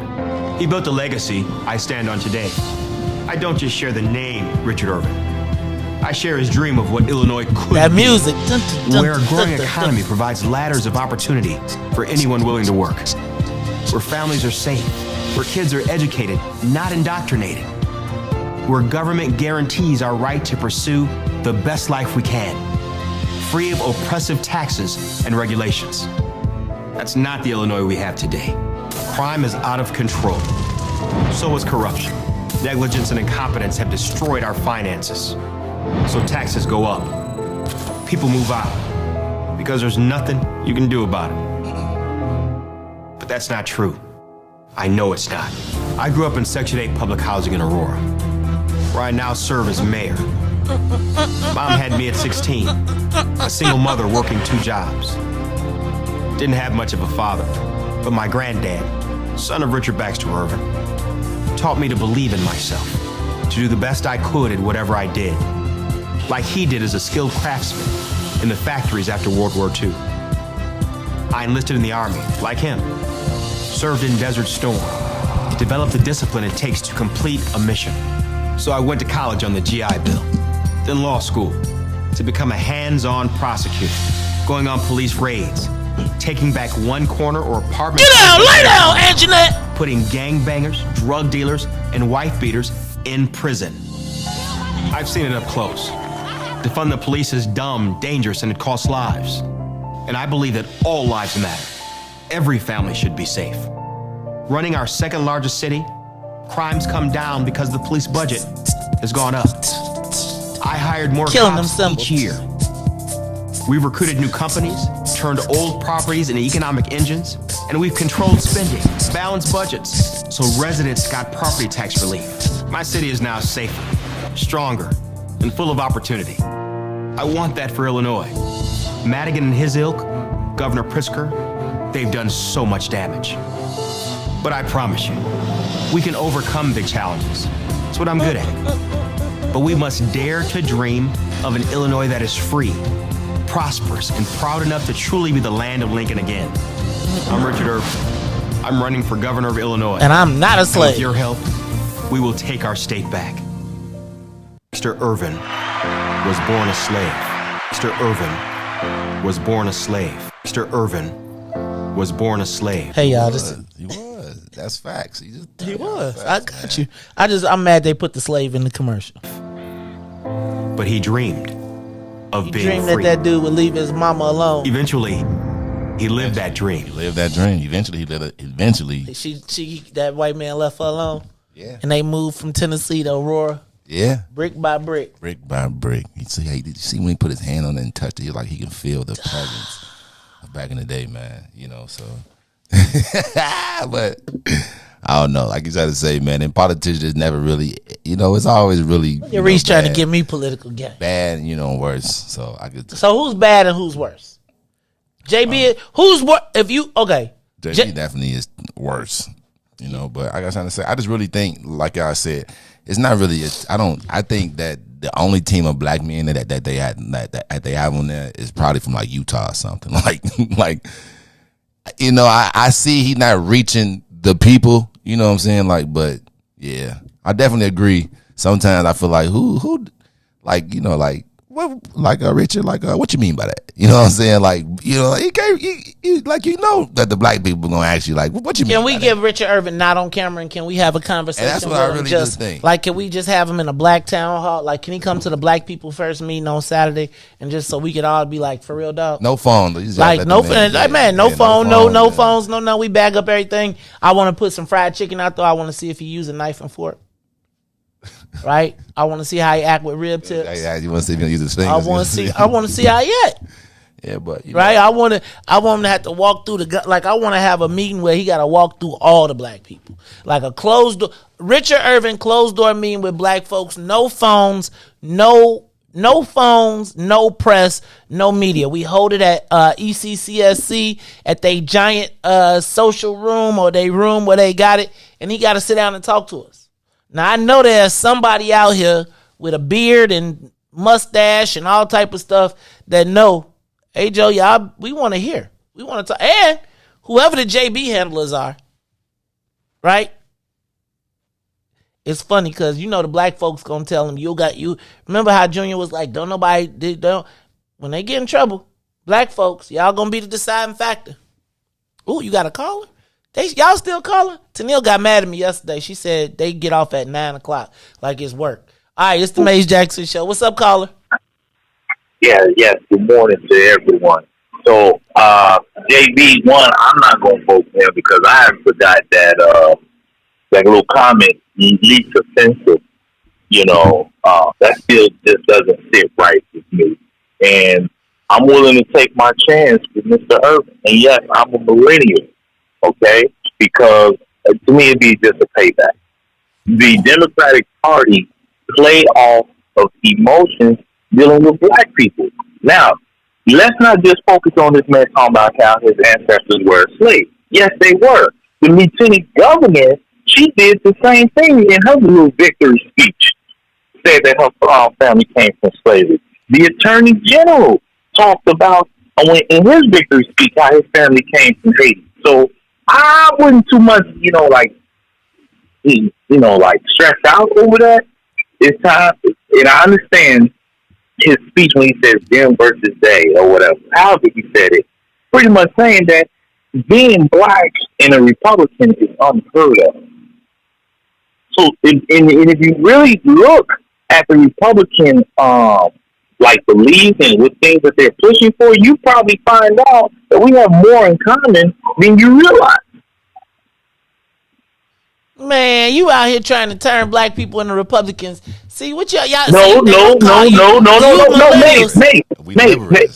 No, I'm not. No, I'm just saying that I've been part of a church that is unashamedly black and unapologetically Christian that teaches us, okay, you got to look at both sides. Because they're black, that don't necessarily mean that they're for you. And because they're a different race, that don't mean that they're necessarily against you. But people will try to play the game. You just got to be smart enough to know when you're being played.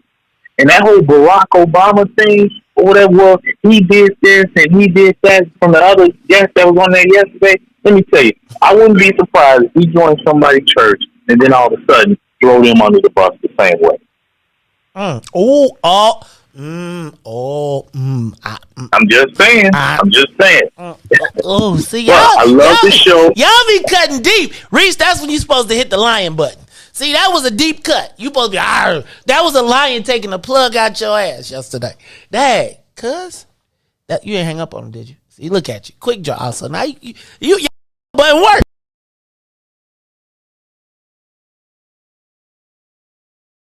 That's supposed to All right, y'all. Is that it? No more calls? All right, y'all. This is the Mace Jackson Show.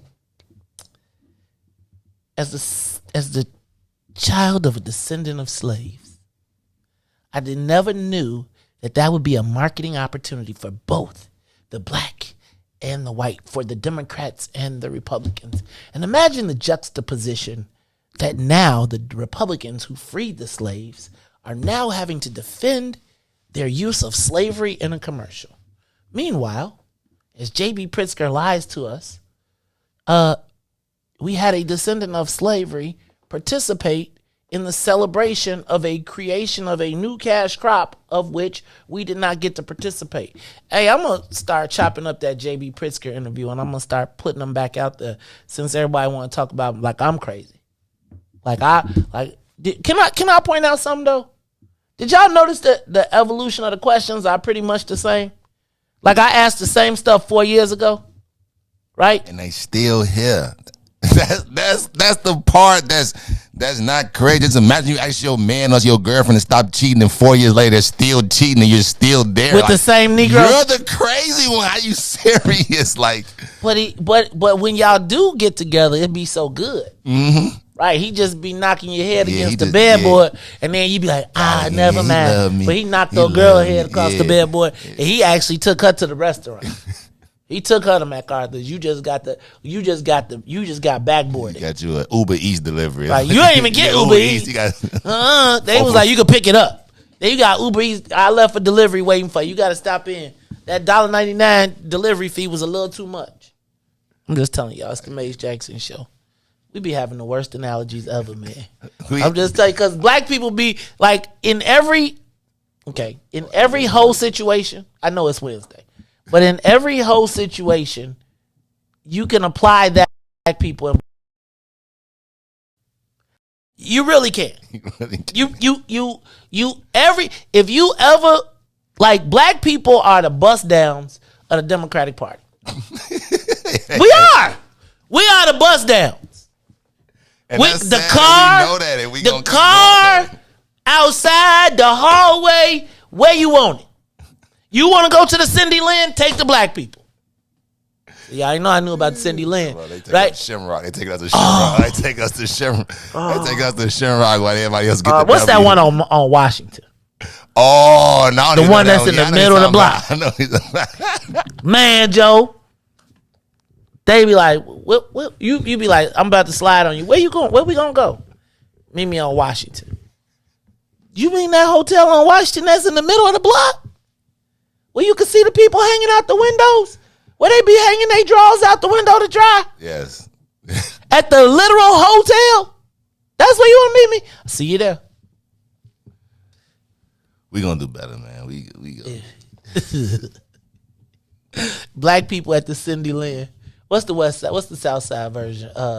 What's the hotels on? It's on 100. The one that's on 119th, right out the E-way in Ashland is the main one that they. I don't even know the name of it. It's right off of like 119th, whatever in Ashland. It's like that's not. I know exactly what you're talking about. I know exactly what you're talking about because if you go over there, it's Calumet Park. If you get off and go, it's Calumet Park. They be like, they got a Motel 8 or 6 or Hampton Inn. It's like a whole conglomerate of bust down tales. And black people, we be standing at the door like, what you want? I get a suite. Can I get a suite with the jacuzzi? Ooh, I want the jacuzzi. What's that swimming in it? Do y'all watch this? You know what though? Sheets. You know what? They treating us like what's this over here on 39th? When you go in the circle. They got the breakfast downstairs. Everybody go to breakfast. Like it ain't a hotel. I ain't been in that one. I ain't been in the hotel, but I've been to the breakfast place on 39th off of King Drive. And everybody go up and you be going to eat, but inside you pull into the lot and then you go inside the circle and it be like the projects, but it's a hotel. They said all the hotels on Stony Island. Oh my God. Everything from 8. Yeah, if you on Stony Island, man. All right. So, but we good. I feel it. Yeah. Like I really do understand both sides. Black people are trust me. The bust downs of the Democratic Party. Yep, that's us. Richard, man, if you, I know it's too many. Pookie, people. I know if he front Reese. Reese, stop front, dog. I know you and Pookie been out there. Listen, y'all been out there. Y'all been out there in Aurora messing around. I really wish I would have had. Listen, I'm going I'm gonna talk to him. Like, I'm gonna interview. Like, you just want to listen. You brought. I'm with you. But listen, it's some thing that you. Hey man, you got to put some real, like how Miko said, put some real people on there now. They not doing that. Them white boys is making so much money. You can't put that on. Reese, they got a $20 million deposit. They was like, we not sharing this with no niggers. Yeah, none. Right. Why we gotta share with the niggers? They already mad at JB. He lied to them. I gotta pay you to me, and he lied to you. What I gotta pay because he lied? Oh, okay, no. Hold on. So I got to take you to your man been taking you to Ronnie's Steakhouse, and now you want to go to Chicago Cut when it's me? Oh, you want Chicago Cut when it's me? Oh, I must look sweet. Oh, we look sweet. Yeah, that's how it be. No. So hold on. Hey, bro, I seen you at. I said, what's the where you get the on Madison right past Pulaski where you get the Phillies where everybody go late at night to get the Phillies. The little green. I can't even think of it now. Not Mr. Taco Man. No, not Jerk Taco Man. That's on Pulaski. Man, me and Swill used to go there all the time when we come home. Or Joe's Barbecue. We used to be at Joe's on Madison until I seen that thing. And then all right, y'all, James Jackson Show. This is the home of where black people get treated like Democratic bust downs. The bust downs of the Democratic Party, that is us, yes, the black people. You do not have to take us to the Ritz. Take us to the Cindy Lynn. We good. Cindy Lynn, small rib tip combo. You can just get bottled water. Matter of fact, bring a plastic cup. Ice them out too. Bring a plastic cup. We can get that out the sink. Dang. It's the Maze Jackson Show. Okay, y'all. We'll be back tomorrow. Y'all make sure. You know the best one today was we are chocolate covered condoms. Chocolate covered condoms to be used and discarded. Whew. But I feel like they treat us like a female condom because they be going up in us. And leave it. And no, they take it out. They throw it away. Oh, man. We going to do good. I believe in our people, man. I believe in us. I do, too. I believe if you can be busted, you will be. Then, okay, I'm going to stop. Mr. Maze Jackson Show. I know I've been keeping y'all late like y'all on punishment, so I'm going to let y'all get up out of here. Look, for Maze and Reese, Ruthie, I am the host of the Maze Jackson Show. Oh, by the way, Jonathan Jackson will be here on Friday to sit in from 7 to 8. See, like, I just want y'all to remember the congressional candidates that came and talked to us and the ones that didn't. I also have reached out to Obadeli. Apparently, we are looking to get Pat Dowling here as well. I'm going to try and talk to every congressional candidate here so we have the opportunity. All right, y'all. It's the Maze Jackson Show. Maze, Reese, and Ruthie. Until tomorrow, every single day we ask the question, what's in it for the black people? And if you don't like it, you can still tell them. Maze said we out of here. Peace. Let's get down to business and go ahead and address the facts, man. Lightfoot seems more lesbian than black. Rahm Emanuel's another case. He was just as tired. 50 closed schools left much to be desired. Police had Anjanette naked on that body cam. They suppressed the footage so it couldn't touch a lot of hands. Reminds me of that 16 shots in that cover-up. Both of them similar, so I went and dug it up. George Floyd killed, a lot of riots happened in the town. Southside burned and they wouldn't let them bridges down. Grandmother sick, need a prescription and plus a couple groceries. You gon' have to travel just to get it now. COVID-19 out here shutting all the business down. Not enough SBA loans to even give around. So many failed businesses that you can put them in the pile. If you don't survive the pandemic, it's gonna sit you down. We sing, dance, play ball, entertain, and crack jokes. Government infested black neighborhoods with crack smoke. System that milked us so bad, we got lactose. Still trying to find out what's in it for us black folks. We sing, dance, play ball, entertain, and crack jokes. Government infested black neighborhoods with crack smoke. System that milked us so bad, we got lactose. Still trying to find out what's in it for us black folks. Shout out to Willie Wilson, hope one day you get to Senate. We need some different players in the game to handle business. So many shady characters like Madigan and Blago. But when you really break it down, it's typical Chicago. City full of gangsters, it's what the land was built on. Same streets with hood legends, DNA gets spilled on. Carjackers out here lurking, trying to get they steal on. Looking for a block to put them Hellcat wheels on. Let us give bogus appraisals a red line. Car crackers out here getting minimal fair time.